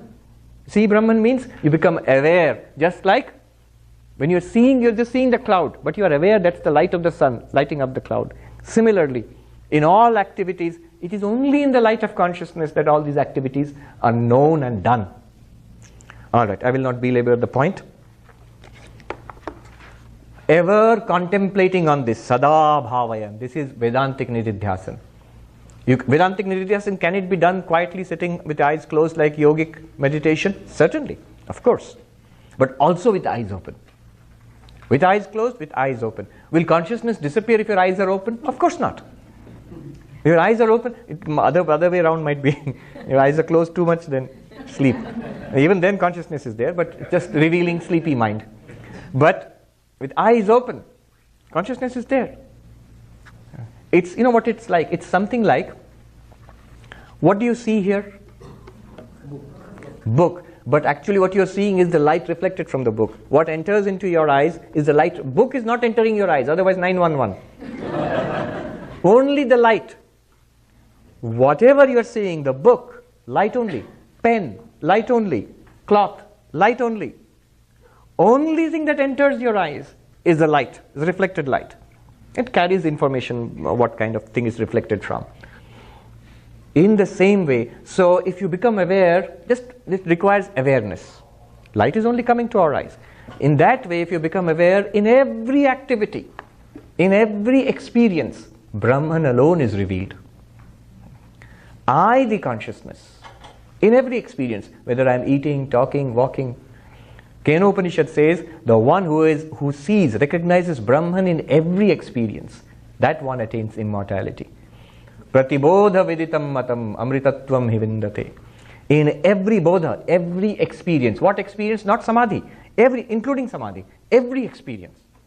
Viditam, one who realizes, this is Brahman, I am Brahman. So that is the background awareness. That one attains immortality. Amritatvam hivindate.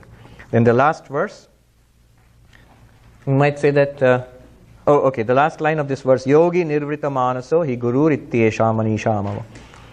This yogi who forever contemplates in every action, every thought that I am Brahman is revealed to this yogi. Nirvrita manasa is completely fulfilled. The mind is completely fulfilled. That which was not fulfilled by continuous focus on the world outside or dwelling in the mind itself. Some people love agonizing in the mind itself. Whether living outside or living in the mind, not fulfilled. That becomes completely fulfilled when the mind turns and recognizes what is beyond the mind, what is shining on the mind, my real self, who I am or what I am. Yogi nirvrita manasa. Such a yogi is my guru. Then the last verse.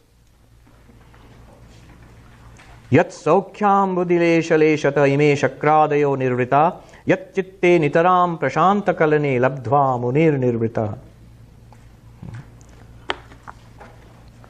You might have noticed that all the time we're talking about consciousness, consciousness, consciousness, and once in a while about existence. What about Ananda, bliss? Satchidananda? Sat and Chit we have been talking about. Where is Ananda? Here it is finally. We are ultimately seeking not only transcendence of suffering, but also attainment of fulfillment, bliss, joy, the final fulfillment. So here it is.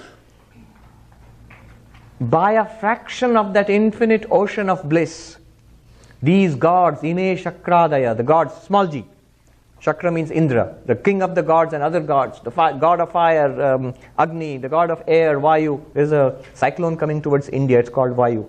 So the god of air, Vayu, and all of these gods, they are fulfilled, they enjoy a fraction of this infinite ocean of bliss, which is attained by this Muni. He says Muni means the knower, the Mananat Muni, the one who contemplates Brahman. That one attains the entire, this infinite ocean of bliss, which shines, yat chitte nitaram prashanta kalane, where completely the mind is calm and serene, free of movement. Yasmin nitya sukham bodho galitadi, one whose intellect is merged in, one who has become one with that infinite ocean of bliss. Brahmaiva na brahmavit, and that one is not a knower of Brahman, that one is Brahman. I really like that in Nisargadatta. I am that. He was once, people around him were praising him, that you are a knower of Brahman. That's the highest praise. Brahmagyani. You are a knower of Brahman. It seems he was a rough person. There's a devotee in Hollywood, Radhakrishnan, who has actually seen Nisargadatta, who went to meet him. And so he was a very rough person. Nisargadatta was very an aggressive saint. So when they said, you are a knower of Brahman, Brahmagyani, knower of Brahman, he immediately snapped at them, you are insulting me. What? It's the highest praise we can give in our culture, that you are an enlightened person, you are equal to Buddha and all that, you are a knower of Brahman. He says, no, I am not a knower of Brahman, I am Brahman. The enlightened person will not say, I am an enlightened person. I am enlightened that I am Brahman. Aham Brahmasmi, I know that. No. I am Brahman. I am not a knower of Brahman. Even that attitude that I know Brahman, it's wrong. It reveals ignorance. I know Manisha Panchanga, I can say, but I am Brahman.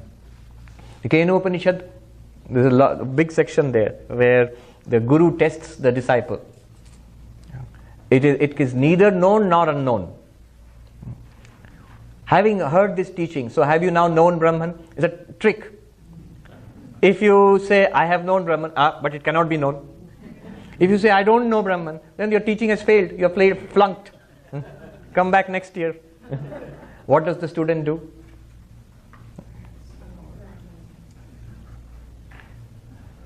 Naham manye suvedeti no na vedeti vedacha. I don't think that I know Brahman. So you don't know. I know. And those among us who understand what I just said, that I know not Brahman, but I do know, they know. What does it mean? You don't know it as an object. What is knowing as an object? Now you can tell. Consciousness shining upon the mind, lighting up the mind lit up by this, lights up the five senses, and the five senses working through the body, we know an object. Here, this is a cactus, this is the desert, this is the sun, this is the sky, this is Arizona. No, I mean, it's more than that, but this is knowing as an object. You can never know Brahman like this, because it is behind every knowledge. What can Brahman be known as? That which is lighting up every knowledge. Whether it is cactus knowledge, or desert knowledge, or sun knowledge, or some 2 + 2 = 4 in the mind, whatever your knowledge is, whatever you taste, smell, see, hear, all that is lit up by consciousness. That's the only way you know Brahman. Will you say Brahman is unknown? No. It's more than known.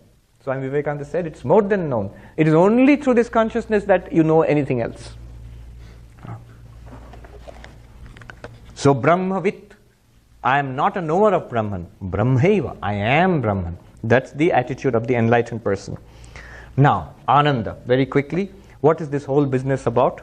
Bliss, joy. Just like, how do we know an object? How do we know anything in this world? How do we enjoy in this world? What is the Vedantic theory of happiness? Very quickly. What happens is this.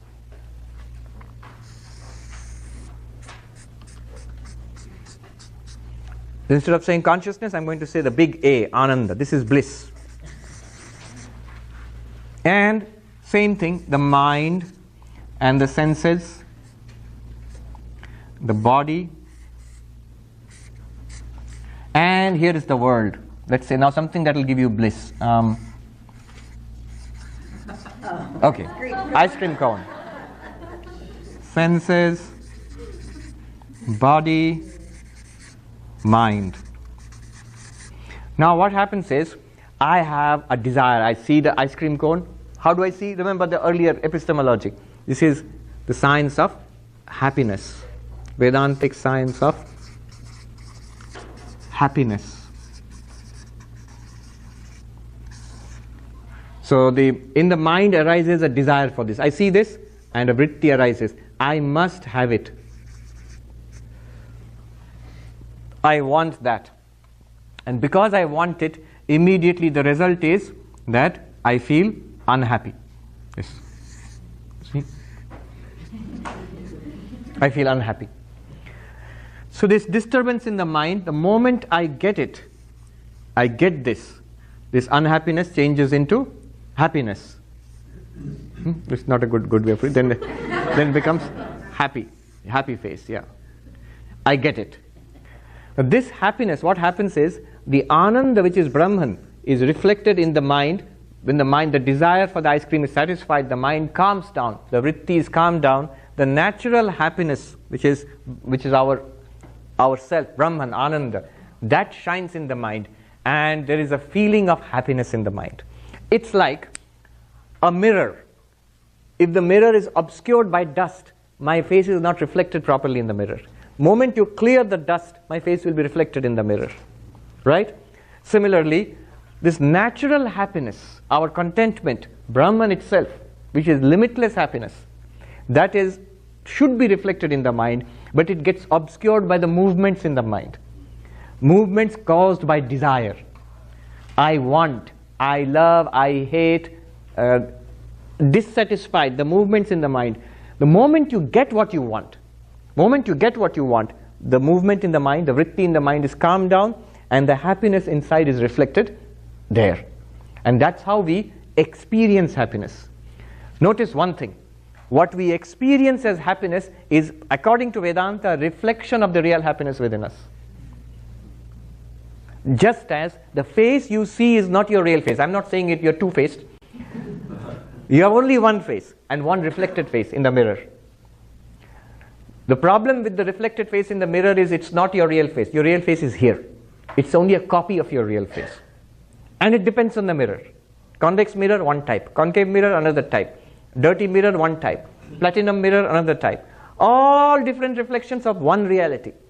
So it depends on the mirror. It comes and goes with the mirror. With better mirror, better reflection, worse mirror, worse reflection, dirty mirror, no reflection, so on.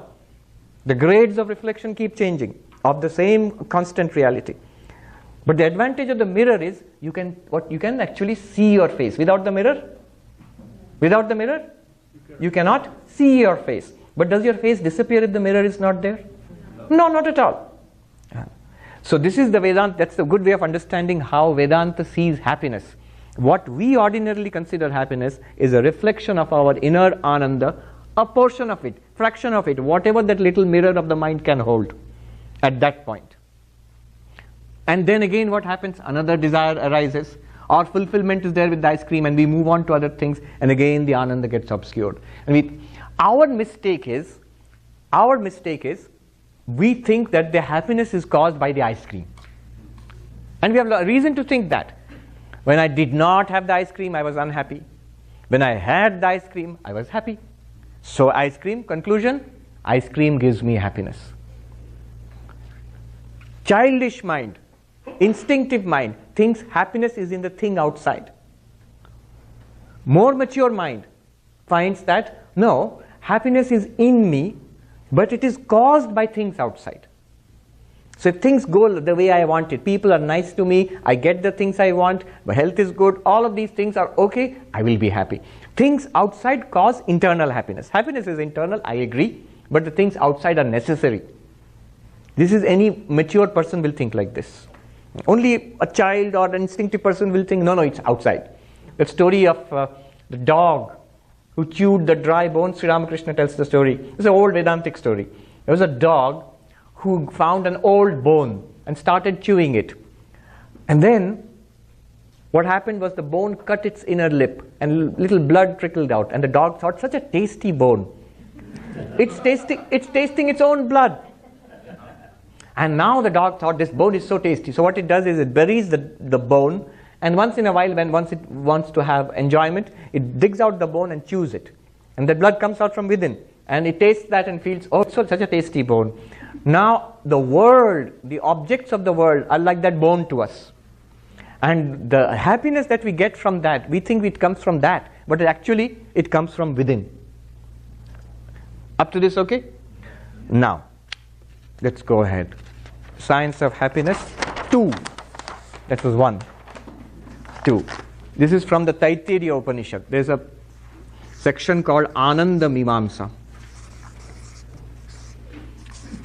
Ananda Mimamsa, calculus of happiness. Mimamsa means analysis. The analysis of happiness, or let's say the calculus of happiness. What does it say? So now we have understood that happiness is internal, but it depends on getting the things which we want. So when we satisfy our desires, we are happy. That seems to be the general understanding of any thinking person. We have desires, satisfy them, you become happy. And then you get other desires and so on and so forth. So that's one track. That by satisfying desires, we get happiness. And there is another wiser person who says, if Vedanta is at all true, if the happiness is coming from within, if this is true, there are two ways of getting happiness. One is getting the ice cream, removing the desire for ice cream, so the natural happiness is manifested. One way, track one. Another is give up the desire for the ice cream. Doesn't matter what's there outside. This inner desire, if I give it up, renounce that desire, then automatically the inner happiness will manifest. Do you see? If this model is true at all, then why generate a desire, work hard to satisfy the desire, and then the desire subsides, and then my happiness will be manifest? Why not give up this particular desire, these desires? Our internal happiness should be manifest, should be. So one path is bhoga, enjoyment of things, trying to get happiness. The other path is yoga, giving up those desires and enjoying the happiness within. Two tracks. Track one, bhoga, samsari as happiness, track one. And track two, renunciation, spiritual life. This is worldly life and spiritual life. Both are after happiness. One tries to fulfill desires and get happiness, the other one tries to give up and concentrate within, finds its happiness from spirituality. This is called Vishayananda, the joy of Vishaya, objects. Vishaya means objects. Vishaya Ananda. Easy to understand? Vishaya Ananda, the joy of objects. This is called Bhajanananda, the joy of spiritual practice. You get joy in meditation, joy in service, joy in love of God, joy in Vedanta, hopefully. I don't see. Good. I can see some smiles. Some joy is there.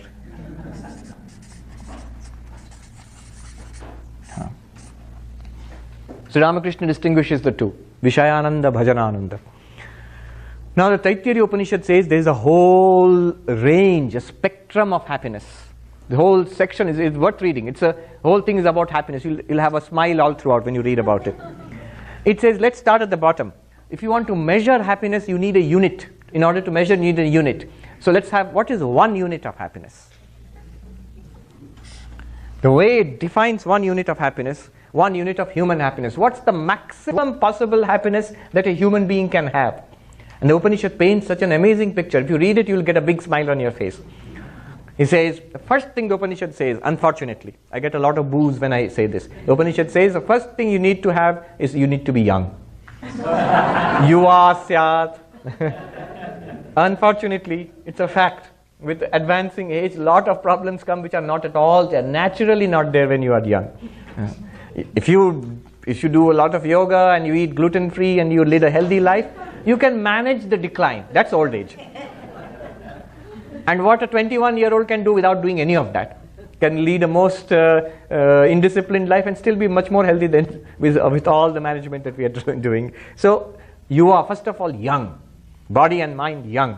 Then adhyayaka, learned, not a dropout. So Ivy League, MBA, engineering, all the degrees, medicine, has got all the degrees. So brilliant, highly educated, but also prithivittasya vittasya purna syat, multi-billionaire. What do they call? Trust fund baby. So it's not that the person is young and talented and intelligent, has to spend 40 years to become rich. No. Starts off enormously rich. There's no end to the wealth that person has inherited. And on top of that, sadhu syat, a good person, a noble person, has got good intentions to do good to the world. Not just a dissolute person who will waste all the money and the opportunities. No. So young, and then it says vigorous, healthy. It uses 3 words. It says that ashishta, dridishta, balishta, who is physically strong, who is vigorous in the enjoyments of life. Whatever life can provide, can not get exhausted by one meal and exhaust his stomach trouble. No. Multiple meals. So can really enjoy all the sense pleasures, all the intellectual pleasures, can understand, is interested in intellectual pleasures, in artistic pleasures, everything that life can provide, and has the means to do that, the desire to do that, and the body and the mind which is capable of doing that. That person, imagine the happiness of that person.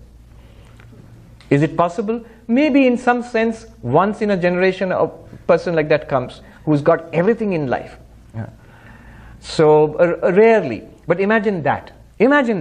And that's one unit of happiness. That's no more than that can be obtained in this human life. But the Vedas say, if you want more than that, there is a possibility. After death, there are higher heavens where you go. So there is a heaven of the Gandharvas, the celestial beings, where you can get 100 times this happiness. 100 times into 10 to the power 2 of that maximum human happiness. Wow, how do I get it? Not here, but after death. And you have to perform these Vedic rituals. Give me my cut of the commission, and we will set you up. After death, you will go there. And so they believed in these things. So they took it very seriously. And they go to these higher heavens. Now, what are these higher heavens? So notice, to enjoy anything, it is Vishayananda, you need 3 things. Body-mind complex, plus object, plus environment. Environment. In Sanskrit, Sharira Vishaya Loka. Sharira Vishaya Loka. The higher your enjoyment you want, you need a human body cannot enjoy that much. It will collapse. It will blow a fuse. If you try to maximize enjoyment to that level, 100 times of this, human body will collapse. You'll have to take it to the hospital, stroke. It can't enjoy. What you call drug overdose. So it will be like enjoyment overdose. So you need a better body. Superman, Spider-Man body, So those ideas were there in the Vedic times. Much more so, more than what you have in the superhero comics these days. Extraordinary bodies. The way I understand it is this way. Gandharvas are supposed to be celestial musicians. They are only the lowest tier, the slum dwellers of heaven.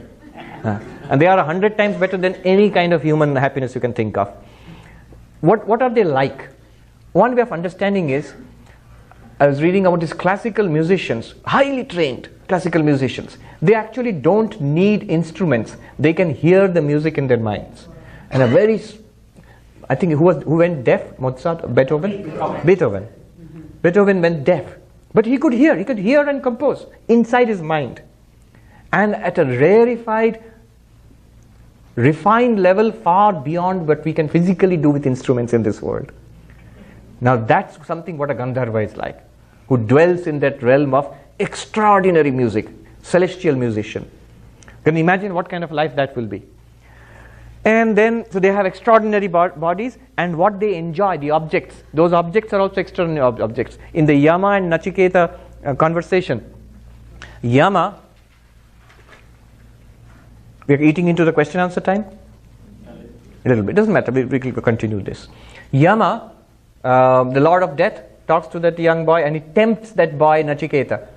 And he offers him, I will give you, don't ask me about what happens after death, don't ask me questions about Vedanta. I will give you pleasures which human beings in this world cannot enjoy. What he's talking about are these pleasures, which are not available to human enjoyment. And for all of that you need an environment. Yes, we are here to study Vedanta, and here we are in Arizona, but we need this environment. The same cup of coffee, you take it in on a roadside halal cart in Manhattan, and you step inside the Waldorf Astoria or something. Same cup of coffee, but they will charge you 10 times or 100 times more inside. Why? They're charging you for environment. So loka, environment, the heavens, they are extraordinary environments, much better than this world. So 100 times. Now what's the point of all of this? It says that this person, track 2, just by renouncing that enjoyment and concentrating on his or her spiritual practices, can get that happiness, not after death, right here. That track 2, it says, Shrotriyasya chakamahatasya, the one who does not have the desire, who can give up successfully the desire for sense enjoyments and focus on spirituality, will get that same peace and happiness which this person aspires to after death, 10 to the power 2, 100 times maximum human happiness, will get it here in this life itself. So this person can also get this person can also get this person also can get this here itself. But the approach is different. Remember, why does this work? Because if you give up the desire for that, what is this enjoyment after all? It is your own natural enjoyment, a particle of that. Is this the highest enjoyment possible? No, the Upanishad keeps on telling you, there is a higher than that. There is something called Deva Gandharva, 10 to the power 4. So that is 100 times. That means 10,000 times the earlier one. 100 times of this one. So 10,000 times the 10,000 times the happiness of this ordinary. You just think, by thinking about it, you may faint. And this person, the spiritual person, will get the same happiness here itself. See, is it really true? It is true. If you look at, one of the reasons which attracted me to spiritual life, to become a monk, was when I saw these people in the monastery. I said, these guys, they don't have bank balances, they don't have family and jobs and relatives like my dad and mom do, and yet they're happy. They're actually happier than my mom and dad. How? So they are on track 2, right? They don't want any of that. They are pursuing this one. So they get the same happiness. That's actually a proof that this Vedantic theory of happiness is true. That without the so-called external supports of happiness, you can get fulfillment within. And it goes on. There are higher gods, the Devatas, who get 10 to the power 6 and then 10 to the power 8. I calculated the last one, Brahma, Prajapati Brahma, it came to 10 to the power 20. That is 10 followed by 20, 1 followed by 20 zeros. I don't know how much that is. 10 to the power 20 of the maximum possible human happiness. The Upanishads promise you that, and if you give up that kind of happiness and concentrate on the reality within, through yoga, through bhakti, through devotion, through meditation, you will get the same happiness here, right now. Shrotriyasya cha kamahatasya. One who is firmly set in the Vedantic knowledge and gives up. If you do not give up the hankering for the world outside, what will happen? The vritti will come in the mind, obscure the inner natural happiness, and you will not feel happy until you get the object. So these are the two tracks, the worldly track and the spiritual life. And the strong recommendation is you go to this life. Maturity. Once one moves through this path, one may not consider all these things, but at least the world, this life which we have, one moves through this path and one must become mature enough that, all right, this I've seen enough of this. Now let me go to the retreat and try to learn something about spiritual happiness. Then the Upanishad says, all this is not yet Vedantic theory of happiness. This could be true of any path. A devotee, Vaishnava path can also tell you this. A yogi will also tell you this. This is possible. What does Vedanta have to contribute here? The next sentence, after describing this, Upanishad says something like a bombshell, dramatic. It says, the happiness of the man, the one happiness, Manushyananda, and the happiness of the highest happiness of the highest God in the highest heavens, 10 to the power 2, unimaginable. They are one and the same. Sa ekaha. It's one and the same. What is he saying? This is incredible. How can 1 be equal to 10 to the power 20? How? Because these happiness, this one, all of them, they are what? Let's go back to our diagram.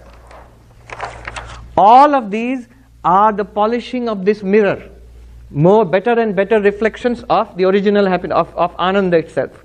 But the Vedantin realizes whether it's the happiness of the human being here or the happiness of Brahma, and many times more, both are reflections of this one inner unlimited ocean of happiness, which I am. This Ananda I am. This realization comes. It does not matter what kind of mirror you put before me. Brahma, the highest God, has a very fine platinum mirror. The human being has a very ordinary, like a shaving mirror or something like that. But all that is being reflected is my original face. That I am. That realization comes through Vedanta. And it says, Yasmin Nitya Sukham Buddho, in which eternal ocean of bliss, Galitadhi, the intellect is merged, stabilized. I am that. And that Brahman, that infinite Anando Aham, I am that. Whatever Ananda, you get the bliss of eating an ice cream, you get the bliss of meditation, you get the bliss, whatever happiness you get is just a fraction of the infinite which is already within me. There's a beautiful Bengali song which goes like this.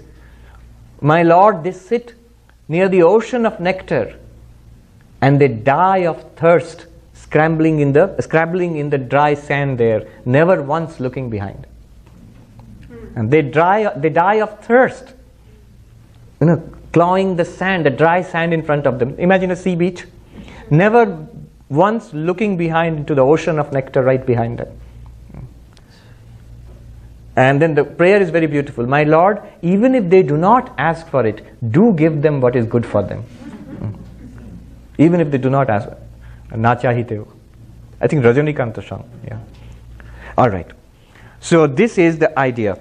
You realize that infinite nature of that bliss. Notice, the Ananda, the Vishayananda or Bhajanananda is subject to increase and decrease, more or less.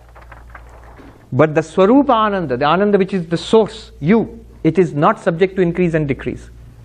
The Ananda of the external, the Ananda that is reflected in the mind, that is subject to either you have to satisfy the desires or you have to make spiritual effort. It is produced. But this one is not produced. It's infinite, always available. It is only reflected there. Notice this one more thing.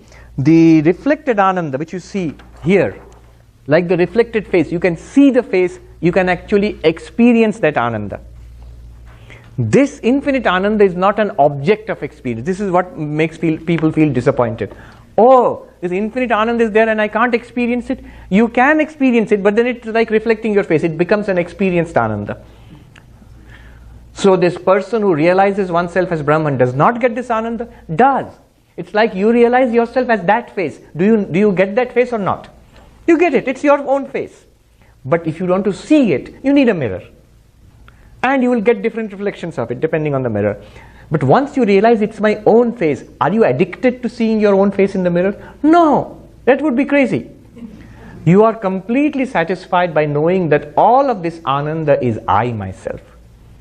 Then there is no urge, either in Vishayananda or Bhajanananda, trying to get more and more spiritual joy or more and more worldly joy. There is no particular urge. You are completely fulfilled. Whatever comes, very good. Doesn't come, very good. I don't depend on it at all. So that complete infinite fulfillment is the result of jnana, enlightenment. Yeah. Nitya sukham budau. Yakaschit sa surendra vandita padau. Even the gods who get a fraction of it, 10 to the power 5 or 10 to the power 6 or something like that, they worship this knower of Brahman. Surendra means king of the gods. They worship the knower of Brahman. That one is my conviction, that one is worthy of being worshipped by the gods also. That is my conviction. Nunam manisha mama. So that is the last verse. Good.